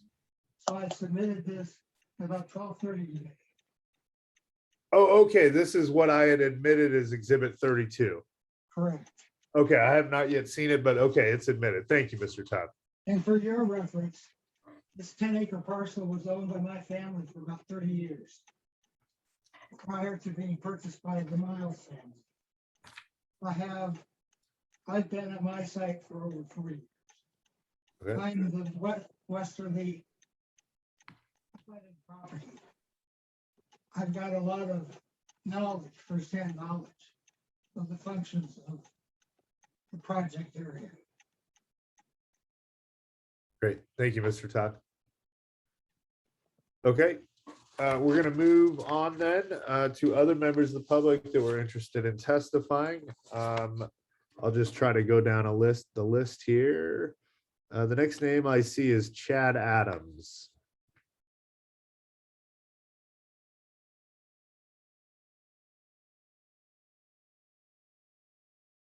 Okay. Oh, Mr. Adams, were you interested in testifying? Yes, I was. Okay, I'll swear you in. Do you swear or affirm to tell the truth in the testimony you give here today? I do. Thank you. Can you just spell your name for the audio? Chad Adams, CHAD ADAMS. Great, thank you. Go ahead, Mr. Adams. Yeah, I'm a neighbor that's going to be adjacent to where the entrance is going to be at. We already have a lot of overflow from that. It's going to affect 11 homes. They're going to put species of trees that aren't to this area. So you're putting in, they're going to be putting in like oak trees or something on their buffer, you know, on the zones between the houses on the setbacks.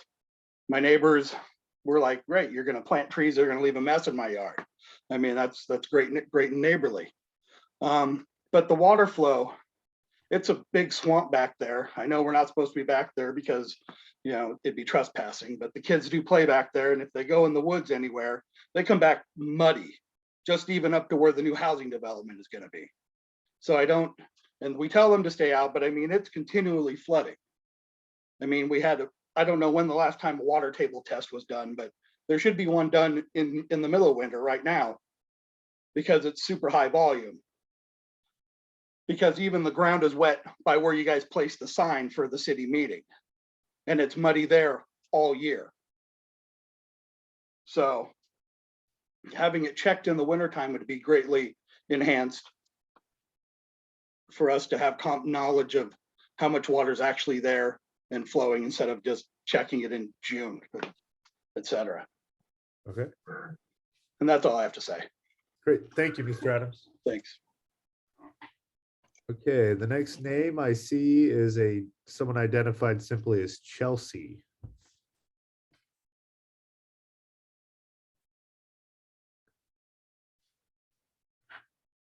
If you're the person identified as Chelsea, this would be your opportunity to testify.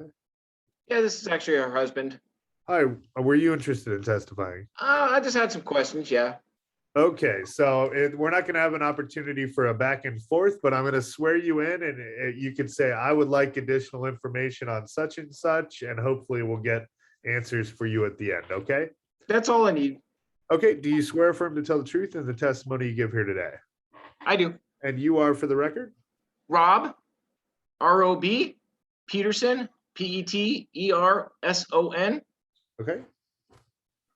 My question is, I am on, our house is actually on 10th place. So our backyard is backed up to this property. And I'm actually at the southeast corner of the property there. My question is, I know before in the old drawings, these places were going to be set 14 feet off my fence line. My question is that still the documented space they're going to put them? And also runoff of, I know they're going to contain water, but it's not going to contain it all. It's going to be running off. I already have, when they built my place, they put drainage into my backyards. I got 3 actual drains in my backyard because of the runoff already from that land that has to go. That way my yard is not into a swamp. It goes into my sewer system. So will that increase, being that they're going to probably put these things up higher than my land to begin with, because they're going to have to backfill it, and it will run off into my property? And how far off of my fence line is this going to be? That's it. Great. So just to be clear, you were hoping to get additional information on the setback, the structural setback, is that right? That's correct. From your fence line, and then you'd like additional information about the way drainage will work, especially if you're, I guess it'd be downhill. Is that what you're thinking? Yeah, well, once they backset it, I will, backfeed it and put these places on there. I will be lower than them most likely. Okay. And you have 3, are they French drains or something? Is that? They're actually like storm drains. Okay. Yeah. You have 3 storm drains. That water goes into the sewer system for the house, but you're concerned about additional or. Yeah, overflowing it. Got it. Sorry. Okay, we'll try to get more information at the end on those questions for you, Mr. Thank you. Peterson. Thank you. Okay, David Miles, I believe is the property owner, but he's the next name I see on the list. Mr. Miles.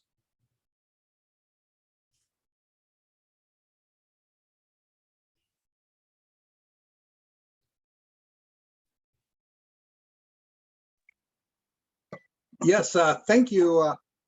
Sir, I have really not prepared any remarks formally. Not required. And am I correct that you're the property owner? I'm the trustee for the trust that owns it's a family trust, and I'm the trustee for the family. Okay. Did you want to testify today? It's up to you. I would, if you do want to testify, my one suggestion would be to wait until you hear from all the residents, if you will, and then you'd have an opportunity in the sort of response to testify. Okay, sir, I'll take your advice and I'll do that. I'll wait to hear if there's any further information required. Okay, good. That way, if you have any particular knowledge, we'll be able to get that from you at the end. So thank you, sir. Thank you. So then the next name I see is someone identified as Dean.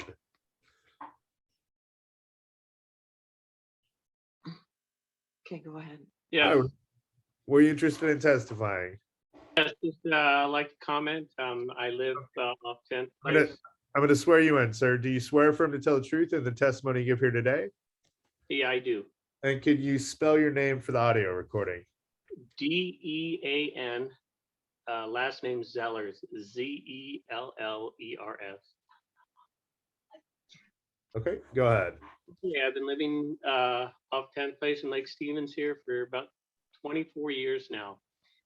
And like some of the other speakers there, we're very concerned about the water issues here. And we've seen especially an extra amount of flooding here, probably in the last 5-6 years. And I think it's coincidence that Westlake development, since that went in, that seemed to create more problems.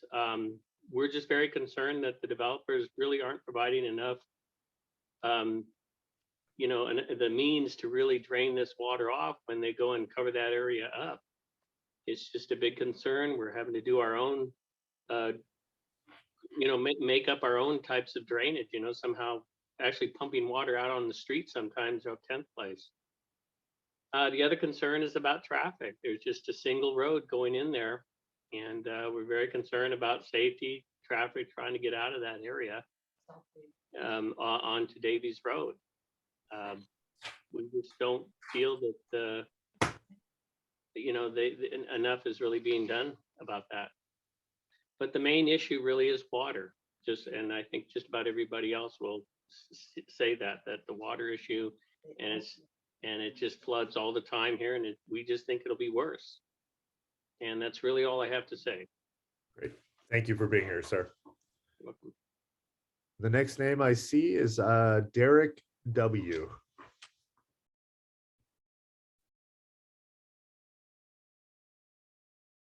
If you're the person identified as Derek W., this would be your opportunity to testify.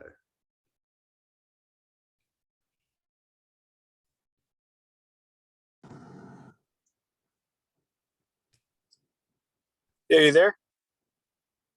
Yeah, were you interested in testifying? Yeah, I am. Okay. Do you swear affirm to tell the truth in the testimony you give here today? I do. Okay, and can you just spell your name? I'm on the, Derek Whitaker, D-E-R-I-C-K, Whitaker, W-H-I-T-A-K-E-R. 1 T? That's correct, 1 T. Okay, go ahead. Yeah, so I live on south of that project that's going in right now, off 103rd in the next neighborhood over. And I can tell you right now, I have a sump pump underneath my house and I have water up to the joists. And this has all started about 4 or 5 years ago. And it's continuing getting worse. And my sump pump can't even keep up with it. So now I have a trash pump underneath my house pumping out water. I also have a storm drain behind my house on my property that is continuing flowing of water. And then the neighborhood behind me on 102nd, there's a storm drain that it sounds like a river flowing through it. I can't imagine what's going to happen if this does happen, how much more water we're going to have in our neighborhood south of that project. And like what Dean said about traffic, it's going to be a nightmare getting onto Davies, and there's there's nowhere for kids to walk anymore. Traffic's gonna be terrible. It's all for money. It's ridiculous. Okay, did that conclude your comments, Mr. Whitaker? I hope so. Hope somebody takes it seriously. Like my house is under my house is underwater. Okay, we'll try to get more information on water in the area and stormwater in particular. Thank you. Okay, the next name I see is Eric Mangold, although that name sounds familiar.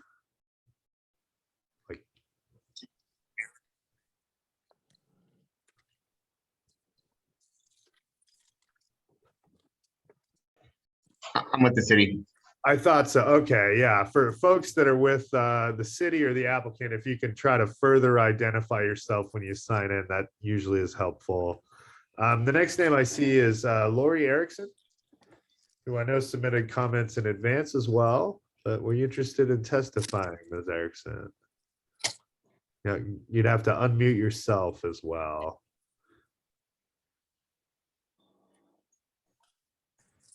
Unmute. Can you hear me now? I can hear you. Were you interested in Okay. testifying? Yes, Okay, do you swear or affirm to tell the truth in the testimony you give here today? I do. And if you could just spell your name for the audio recording. Lori, Laurie, Erickson, Erickson. Great, thank you. Go ahead. My comments are again about water.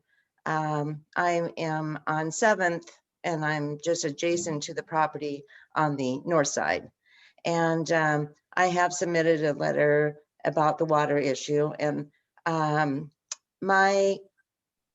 think the same questions I asked the city when that they were doing Westlake Crossing is when that there's problems after the project is done, and if people are having worse water conditions, who do they call? Who's going to be responsible? That's it. Okay, great. Thank you for being here. So we'll try to give information on who's responsible if something goes wrong. Okay. I know John Piggott's with Soundview Consultants. I feel like Tom Matlack is with one of the review teams, but maybe I'm wrong. The name is very familiar. No testimony. Oh, okay. No testimony from Mr. Matlack. Okay, so I would like to, I believe we've gone down the list. I certainly want to go to the applicant team to respond, but we are 2 hours into the hearing and I know I need a restroom break. I don't know if the recording needs to buffer as well. Jenny would know better than me, but what I would suggest is we come back on the record in 10 minutes and that'll give folks an opportunity to use the facilities, and we'll shoot to be back at 3:10. So we'll just pause. If you have other things you need to do and you leave, I will not be offended. It will have no impact negatively. I get that people have lives, but I'm going to use the restroom. Others can, and we'll be back on the record at 3:10. Thank you, everybody. Started. She's so efficient. It really kind of yells at you when it says it too. It's like recording. Okay, thank you. So we took a short break. I thank everyone for their patience. My dog Rosie in particular, thanks you for that. And we'll move forward. So we heard from several members of the public, many of whom expressed concerns, particularly related to stormwater impacts on critical areas. And there was additionally some concerns about traffic. And there was also hope for specific information on essentially what occurs if something goes wrong and there are flooding issues that are exacerbated. It's hard not to talk about the previous project that I believe is to the north that was approved several years ago. So perhaps we can get some additional information on that as well. And then I think there was particular questions of Mr. Peterson on the setbacks related to his property. So we'll try to get answers to that. And then I'd also like to, we have some experts on behalf of the applicant team. I think it'd be an appropriate time to hear from them, see if the property owner, Mr. Miles, has anything further he wants to add. But my plan was to start with Mr. Callum. And I wanted to also discuss the record a little bit with him and city staff. So Mr. Callum, thank you. Hello, thank you. And I don't know if you want to talk about the record first or you want to. I do. Actually, my first comment was going to be on the David Evans September 21st letter that Mr. Leiter called out. Okay. So that letter itself was in response to a submission for construction plans approval from City of Lake Stevens. So that letter back, those comments were not really germane to the preliminary. They were more germane to construction level documents. So is it your contention that that should not be included in the record, Mr. Callum? Yes, it is, because one, it was for construction engineering, and two, it was based on a previous site plan that is no longer being proposed. Okay.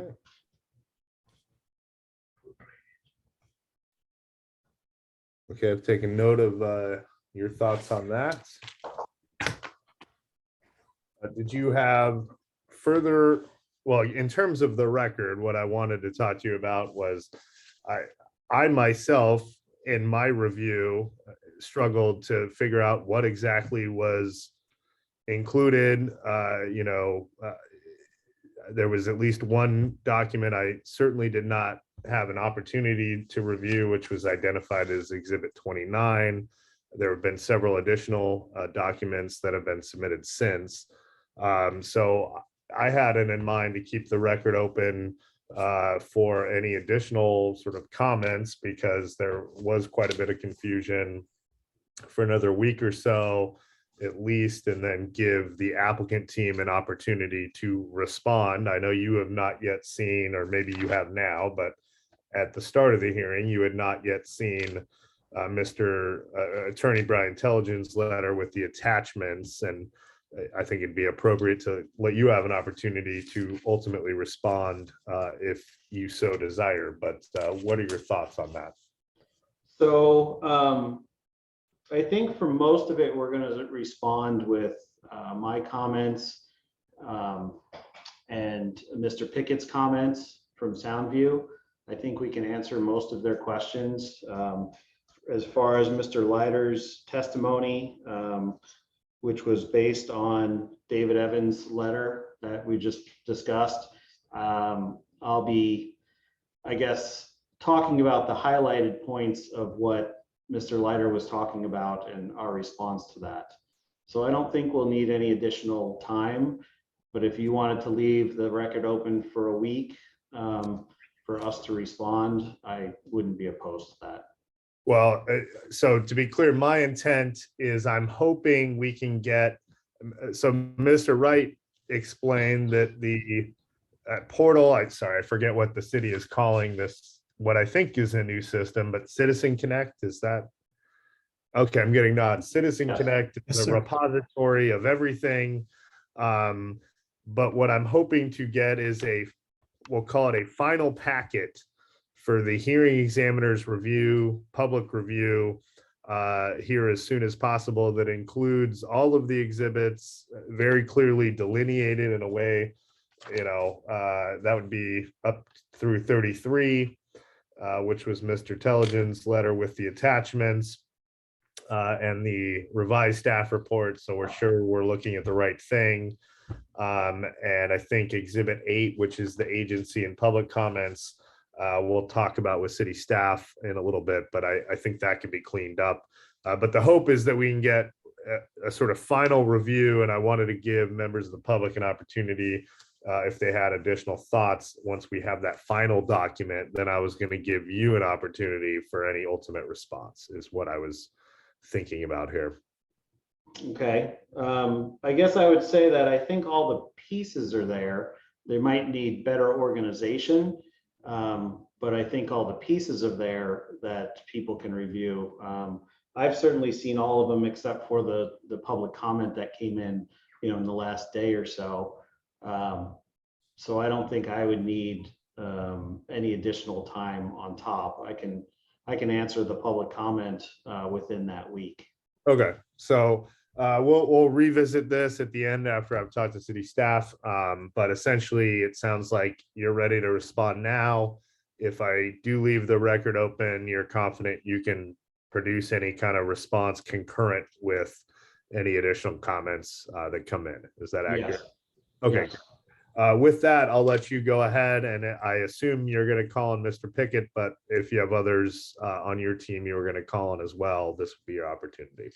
Okay, thank you. No, I'll speak a little bit, and then I'll call Mr. Pickett to answer some of the wetland questions. But I just wanted to discuss Mr. Leiter's testimony about downstream flooding and low impact development.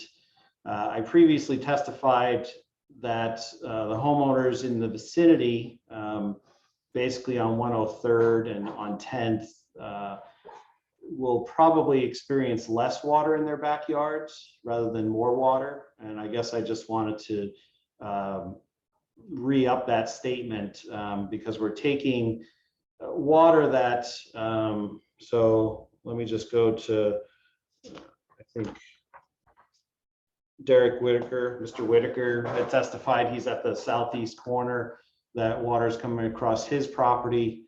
Well, if you look now, there's probably, I don't know, without analyzing it, half an acre or so of property that's flowing towards his backyard. And once we construct our buildings and our roads and our drainage system, there'll be a lot less water going towards his property. So that, I guess I would testify on that, just for some of the neighbors' comments on the flooding. We'll have the roads in there, we'll have footings, footing drains. We're going to be taking the water that previously sheet flowed into their backyard and putting it into the piping system on 103rd. So that's what I have to say about the neighbors' comments on that. The comments about downstream flooding, to our knowledge, and we checked, there are no complaints of flooding downstream of the site as far as overtopping of pipes or the conveyance system in 103rd being sub-adequate. So there's no evidence of that. The geotech that we had do comments, he's a certified PE in the state of Washington with knowledge of these types of soils. So I don't think any additional analysis is required or necessary on the geotechnical part of it.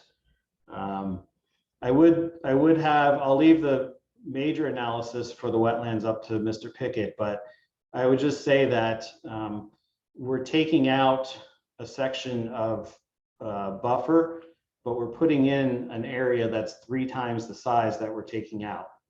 So just, you know, thumbnail common sense would say, well, we're not creating water, we're not destroying water, we're just moving water around. So if you have an area that's 3 times an area that you're recharging the wetland in at least the equivalent amount. So that's just kind of on the stormwater side of things.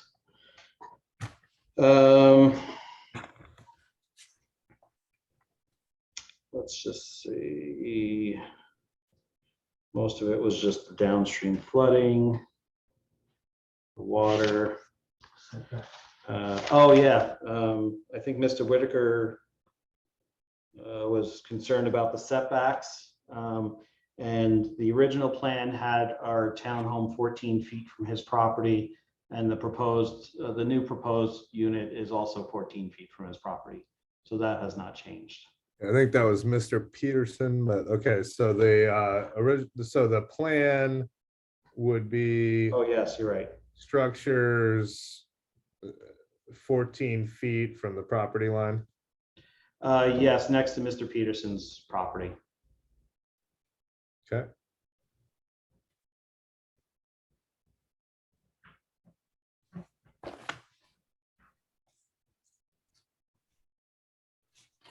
Okay, and I think I'll just defer the rest of my comments to Mr. Pickett from Soundview Consultants. Sure, but before we move on, I just wanted to ask, ultimately, the improvements, the stormwater improvements, which I know you have expertise on this issue, do they end up being controlled or managed by an HOA? What happens if something goes wrong? Do you have any insight on those issues? Yes, so this facility will be managed by the HOA in perpetuity. So they'll have to go in and periodically check the filters and check the vault for proper functioning. Okay, and then your experience, if something does go wrong, is there any recourse for neighboring property owners?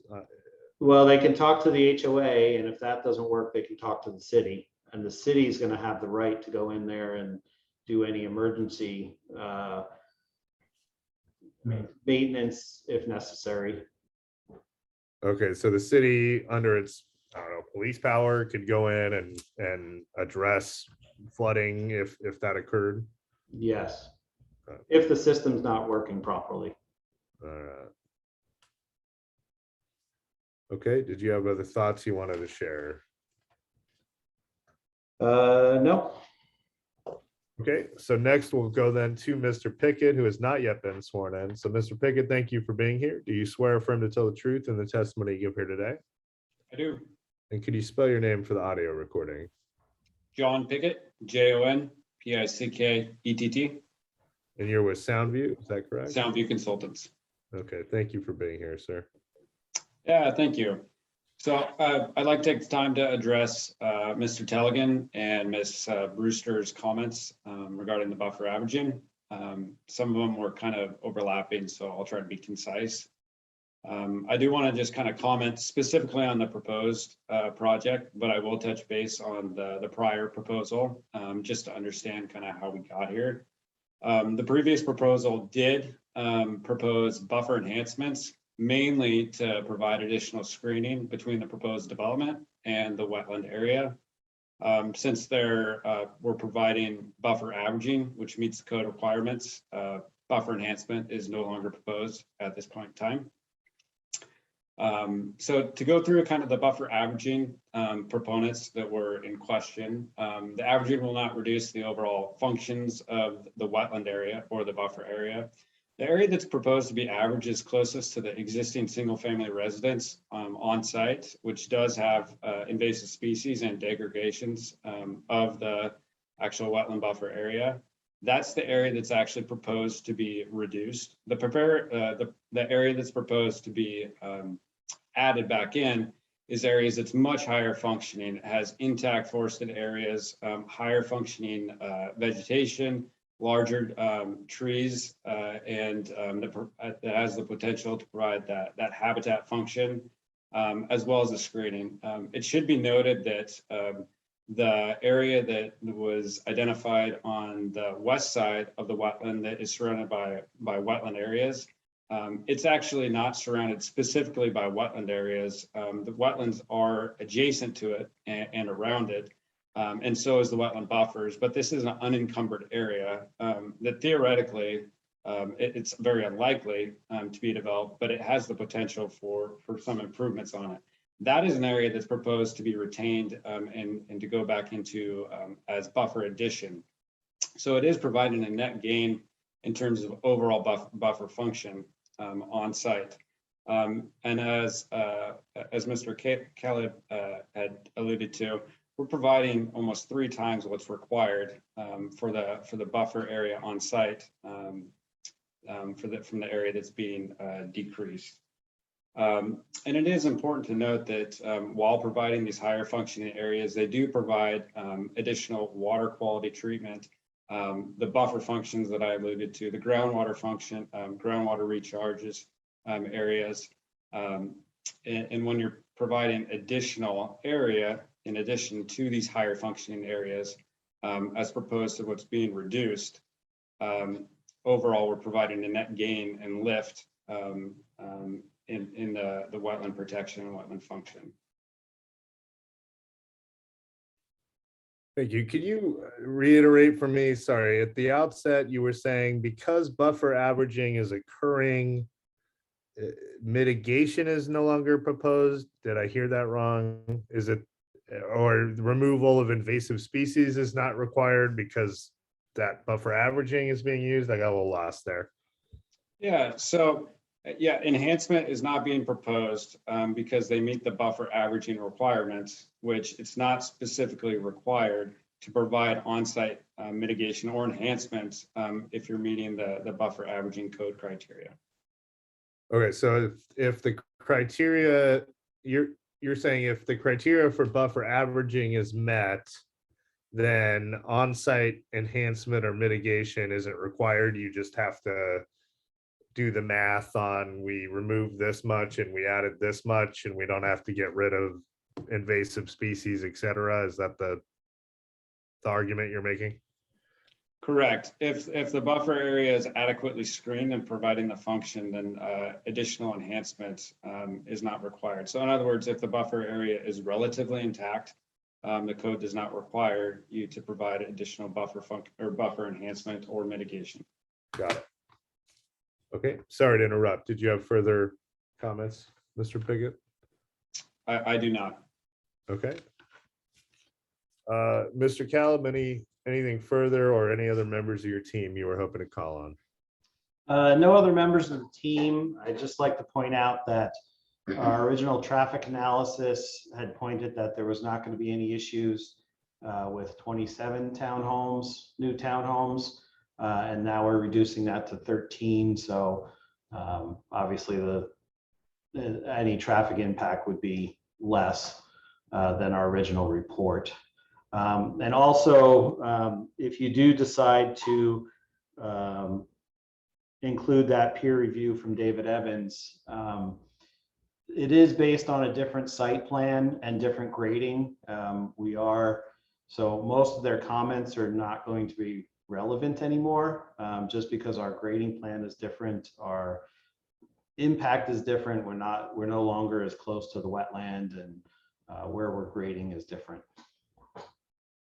Okay, great. Thank you, Mr. Cald. Next, I'm going to go back to city staff. And Mr. Wright, if I could just start with you, because I know you've got a long memory and all the sort of historic background on things. One of the issues that's been brought up by several members of the public is the concern about additional flooding, at least the perception of that in the last 4 to 5 years, especially since the Townhomes crossing proposal. So I wanted to at least give you an opportunity to speak to that, and then more broadly, what happens if something goes wrong in terms of if a proposal has detrimental impacts on adjacent properties that were not fully mitigated or adequately mitigated. What is the city how does the city get involved, or how is that addressed? Okay. Your first question about localized impacts from the Westlake Crossing project that was approved a few years ago, or flooding in the area, I'm really not prepared to respond to that today. Okay. I don't have any data other than the anecdotal comments today to respond to, but I can say that project was developed under the stormwater requirements in effect at the time of that application. It was constructed, bonded, and ultimately approved by the inspectors, and that was the recommendation forwarded to the city council, who did ultimately approve that plat. What I can say to your second question, what happens next?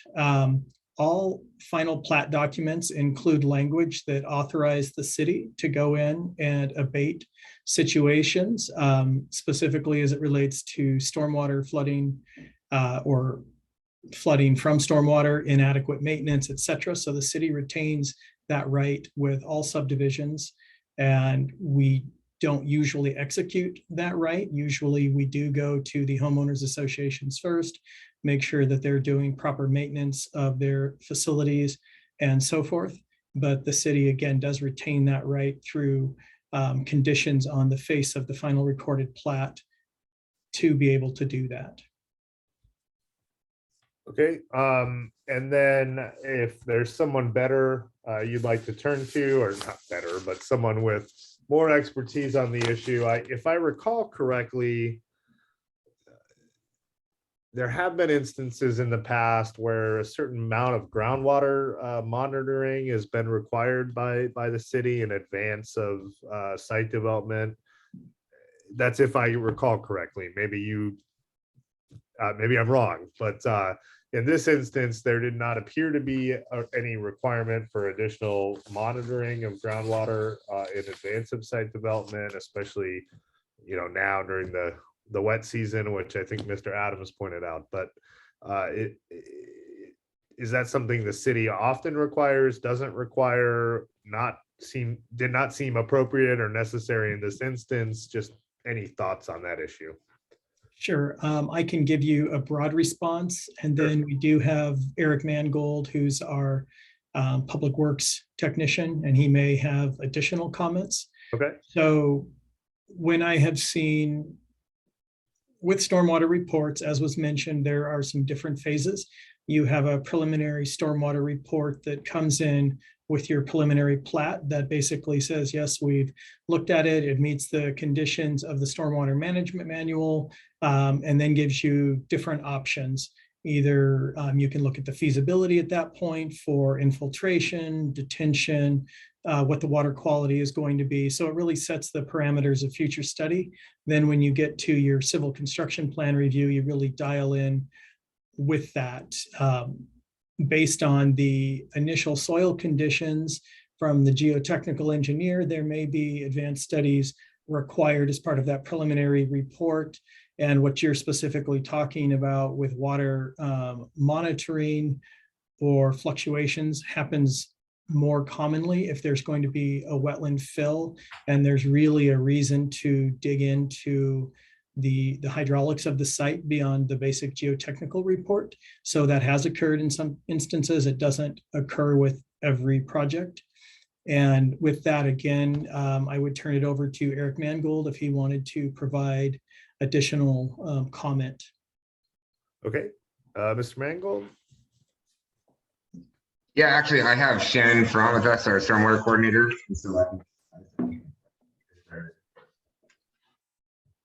Yeah. Sorry. Hold on, I'm going to swear you in. Do you swear affirm to tell the truth in the testimony you give here today? I do. And could you state and then spell your name for the record? Yeah, my name is Shannon Ferrand, S-H-A-N-N-O-N, last name Ferrand, F-A-R-R-A-N-T. I did review the geotechnical report that was originally.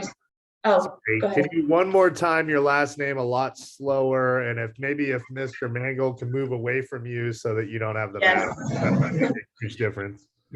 Okay. Yeah, last name is Ferrand, F as in Frank, A-R-R-A-N as in Nancy, T. Ferrand. Okay, thank you, Ms. Ferrand. Go ahead. Yeah, so we did review the original geotechnical report that was provided with the preliminary plat. And in this instance, the geotechnical report and the hand borings were done in January. So that would represent the seasonal high groundwater table. And that's really one thing that we look at when monitoring for groundwater, specifically if the geotechnical report were to be done, say in the summer when you would have seasonally low groundwater. So the fact that this was done in the winter months, that is more representative and of what the groundwater table is for this project, and likely wouldn't require any additional groundwater monitoring. With that said, though, there was a comment that was made in David Evans and Associates memo to discuss groundwater and mitigating for excess groundwater on the site as part of their stormwater management plan. The city, after that comment was made, the project was redeveloped to the less units, and we have not reviewed, nor have I think they submitted construction plans that reflect the site redesign in conjunction with how they're going to mitigate for groundwater and or calculate groundwater in their flow control model. So that's something that we have not reviewed yet. Okay, so it's possible that further groundwater analysis will be required prior to site development, is that right? Correct, that is possible. If it is determined that groundwater may be contributing to the flow on the site in addition to surface runoff from the increase of impervious surfaces, then that groundwater would need to be mitigated as part of their stormwater management plan. So essentially, you would have more water on site than just what would be available from creating additional impervious surface. Does that answer that question? I think it does. Yeah, I mean, I'm just looking at my own notes. Let me find it. Hold on, I apologize.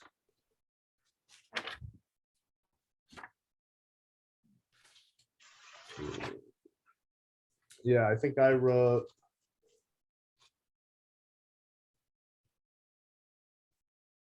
Yeah, I wrote any required groundwater monitoring. There were only 2 pits dug and groundwater was found at 2 to 3 feet. So I guess, you know, even me, a non-engineer, had some concerns about this issue. So you're saying that there is the potential that there will be additional requirements. I guess in terms of what the city sometimes requires, you know, I've seen conditions that require a certain amount of groundwater monitoring throughout, you know, the wet phase or even throughout all of construction, et cetera.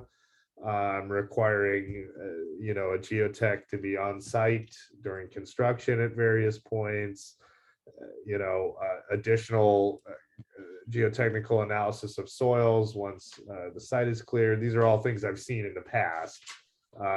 Do you have any sense or idea, or is it just far too early in the process to know if additional mitigation or conditions or review of this groundwater issue would be appropriate, especially in light of the known concerns about flooding that the neighborhood has? Yeah, it's just too early in the process for me to speak to that specifically, if there'll be additional monitoring required.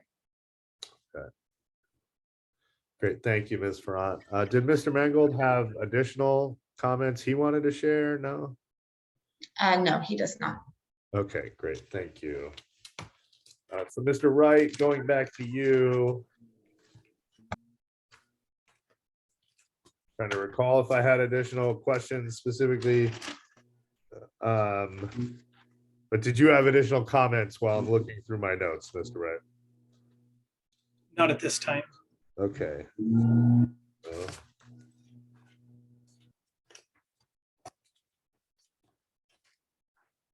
And I note I overlooked Mr. Miles. I had intended on calling on him. So I just want to see if Mr. Miles, who it represents the trust that owns the property, wanted to testify. I know it's out of order, but I didn't want to exclude him. Was that a yes there, Mr. Miles? Yes, please. Okay, I'll swear you in. Do you swear affirm to tell the truth in the testimony you give here today? I do. Thank you. And could you just spell your name for the audio? My name is spelled Davidmiles, David Miles. Great, thank you. Go ahead, sir. Thank you, Mr. Reeves. I'd like to address my comments to you and to the homeowners around me, around the property.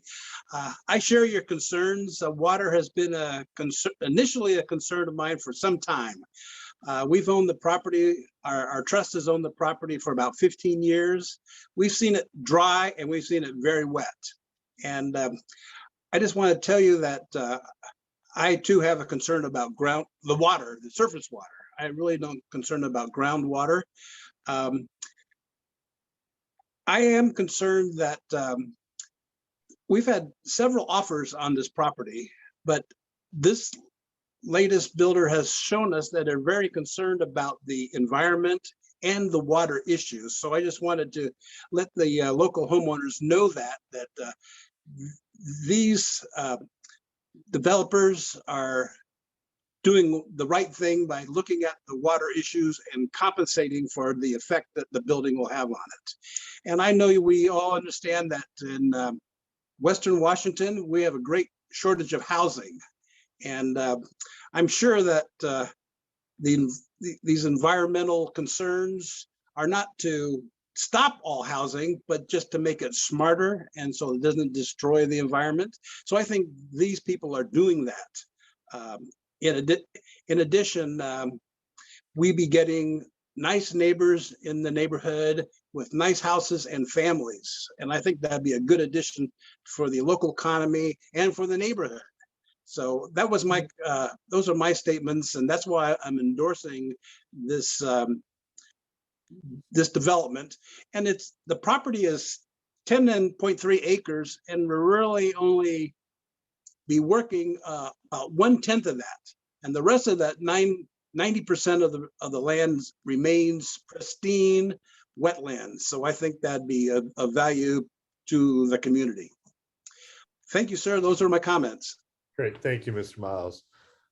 Okay, I'm jumping around here. Next, I did want to go to Mr. Telgen just for a moment. I'm not giving him an opportunity to make a closing argument or summation or anything, but I did want to get his thoughts on the record being left open. Mr. Telgen, my thinking, and I want to talk to Ms. Needham about this, is it might take a day or two to kind of put together that PDF that we believe is the final product. And then in your mind, what would be a reasonable amount of time to give folks like your client, Ms. Sebring, to do additional, kind of look it over and provide any additional comments? Is a week beyond that enough time in your mind? Yes, I think so. Yeah. Okay. Did you have anything further you wanted to share at this point? And I note, obviously, I will review what you provided, including the attachments, which I have not yet had the opportunity, but that is also part of why I wanted to leave the record open so that there's adequate review time. But No, the only thing that comes to mind is on the David Evans and Associate, there was some question about whether you would include it in the record, and I've submitted it as part of my comments, so I would trust that that would be part of the record. I did submit it. Got it. And you know, I understand Mr. Caleb's statement that's based on the larger plan, but you know, boy, I sure think that having a downstream analysis would be something that might be important, regardless of what's being built on this property. I guess I just leave it at that. Sure. So there were several attachments. Oh, if we can. Several attachments, Mr. Telgen. Again, because I have not yet seen this, hard for me to know, but I assume that one attachment is from Mr. Leiter, another is from Ms. Brewster, one is this Evans report. Are there additional attachments as well? No, so the way it's structured is I have a very brief cover letter followed by the curriculum vitae of Ms. Brewster and Mr. Leiter. Then I have comment letters from Ms. Brewster and Mr. Leiter. Each of those comments have sort of their own little attachments of things that they're discussing in particular. Okay. And one of those things is the David Evans letter. Is in there. Okay, got it. Now I'll know what I'm looking for. Okay, thank you. So then finally, I wanted to go to Ms. Needham. So Ms. Needham, I hope this isn't too onerous, and perhaps Ms. Fenrich or others on staff are able to help, or Mr. Wright.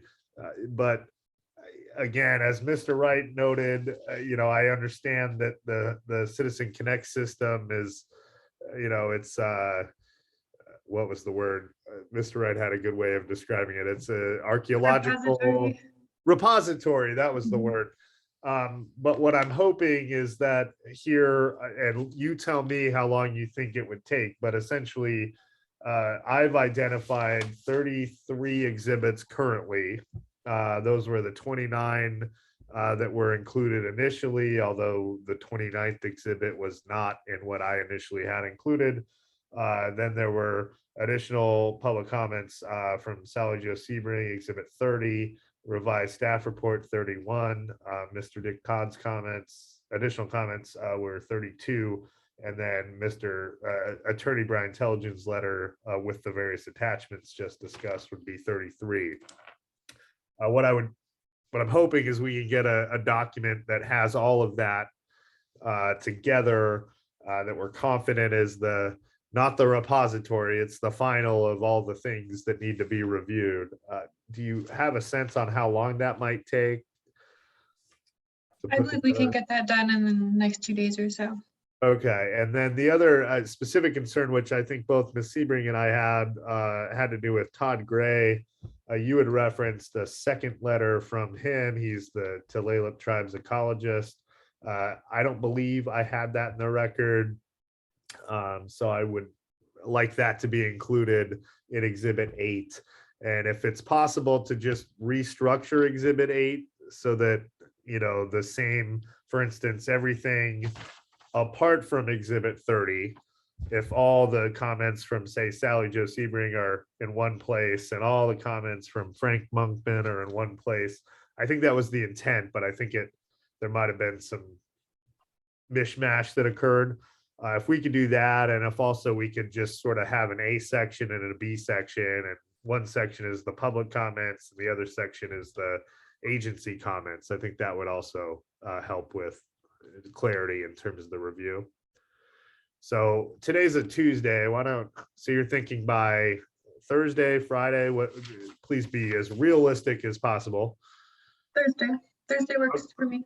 Okay, end of the day Thursday. So what we're gonna do is by the end of the day Thursday, we're gonna call it the final packet related to hearing examiner and public review will be available. And that'll be on the Citizen Connect website, correct? That uploaded? Correct. Okay. So that would be uploaded by the end of the day on Thursday. And then folks from the public interested in reviewing that final document and submitting any additional thoughts. Now, to be clear, just repeating what you've testified to or saying the same thing, probably not helpful. But if you have additional thoughts based on that review, that would be helpful. So I would encourage sort of new or additional thoughts, but just flooding me with the same comments over and over ultimately is not going to have an impact. Just want to be clear about that. So the record then would be open until, let's see, so we've got 16th, 23rd. So essentially 24th, I believe, is a holiday. I don't know if the 23rd is a holiday, but why don't we just say the 27th to make things easier? So why don't we give staff until Friday the 17th, and I'll give members of the public till the 27th. And furthermore, Mr. Caleb, if you or anyone on your team would like to submit any kind of concurrent response, you'd have the same period, because you indicated you didn't think you needed any more time, correct? Correct. Okay, so folks would have until, let's say, 4 p.m. Monday, the 27th. And any comments that come in at that point, I'm going to suggest we're just going to make Exhibit 34. And I can number it, but essentially anything else that comes in will be its own exhibits rather than try to interlace it into this final review packet, because that's going to get really confusing. So if the city can just collect everything all at once and send it to my office all at once rather than in a piecemeal fashion, you know, at the end of the day on Monday the 27th or early in the morning on the 28th, then the record will close. And certainly there is a lot for me to think about and review, but I would produce a decision within 10 business days of the record closing at that point. Does that make sense to you, Ms. Needham? Okay, and I see David Leviton just joined. Did you have a thought there, Mr. Leviton, or you just... Oh, you're muted.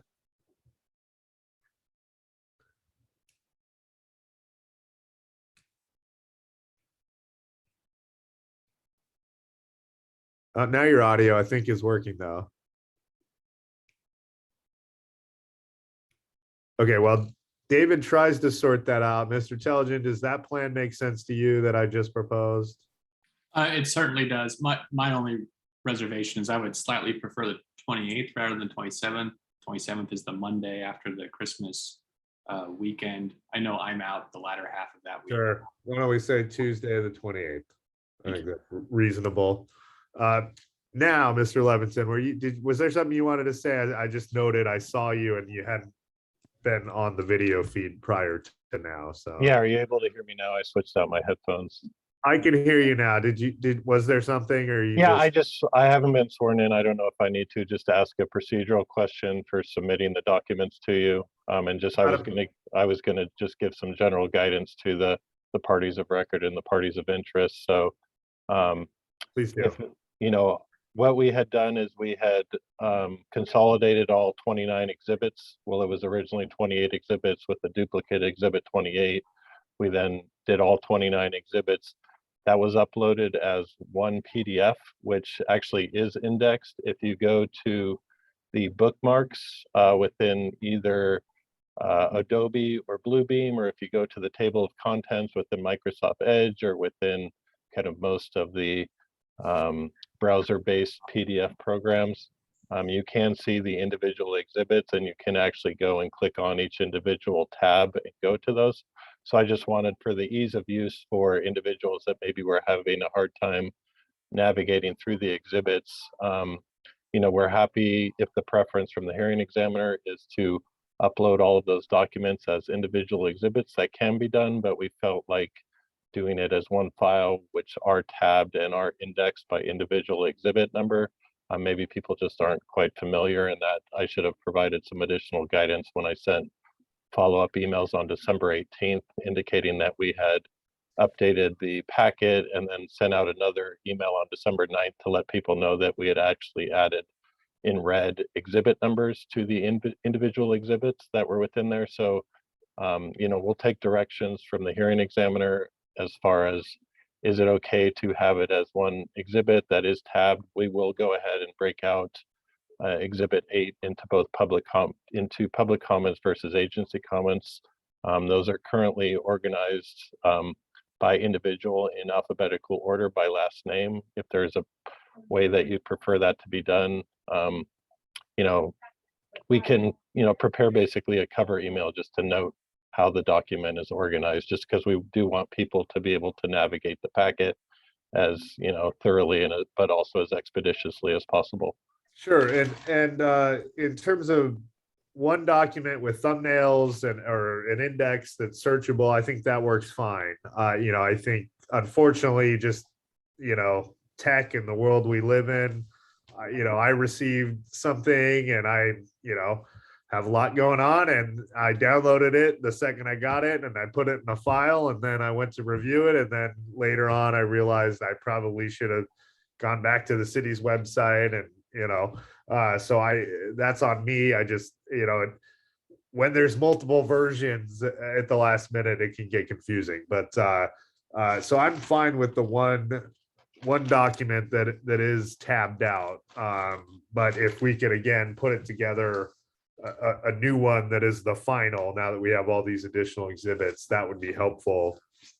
And in terms of Exhibit 8, you know, if you can do agency comments as A, and then public comments in alphabetical order is fine with me. Not a problem there.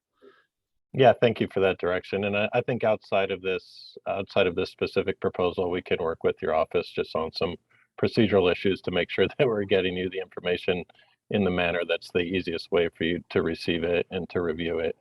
Just so that if it's, in this case, it was 32 megabytes of attachments, so it was kind of hard to send through email. So we were relying on the public portal for that repository that, you know, and because of that, if you're accessing that, it does have a lot of other documents that have been uploaded internally. So we want to make sure that people are all reviewing the same set of documents, and we'll make sure to try to provide as much clarity and as much direction as possible. Great, thank you. And I think that's the intent here with putting together we'll call it the final packet for review. So I think we're on the same page. So just to be clear, the city is going to put that together by the end of this week, by the end of the day on Friday. And then any comments from either members of the public, any additional comments, or comments from Mr. Caleb or members of his team would be due by Tuesday, December 28th at 4 p.m. And then the record would close at that time. Anything new that comes in, I would make a new, you know, one exhibit with subheadings, and I'll do that. But the city's gonna send everything to me en masse as opposed to piecemeal. And that'll all be indicated in my ultimate decision, and the record will close on the 28th, and I'll produce a decision within 10 working days after that. Mr. Caleb, did that all track for you? Yes, it did. Okay, and I think we already checked in with the city, so I think we're all set. I thank everyone for participating in the process. I thank everyone for their patience and their willingness to answer my questions. And finally, I wish everyone safety and good health as we continue to live in this strange pandemic world, and wish everyone a delightful holiday season, no matter what the outcome of any particular development is. So with that, we'll end today's hearing. Thank you, everybody.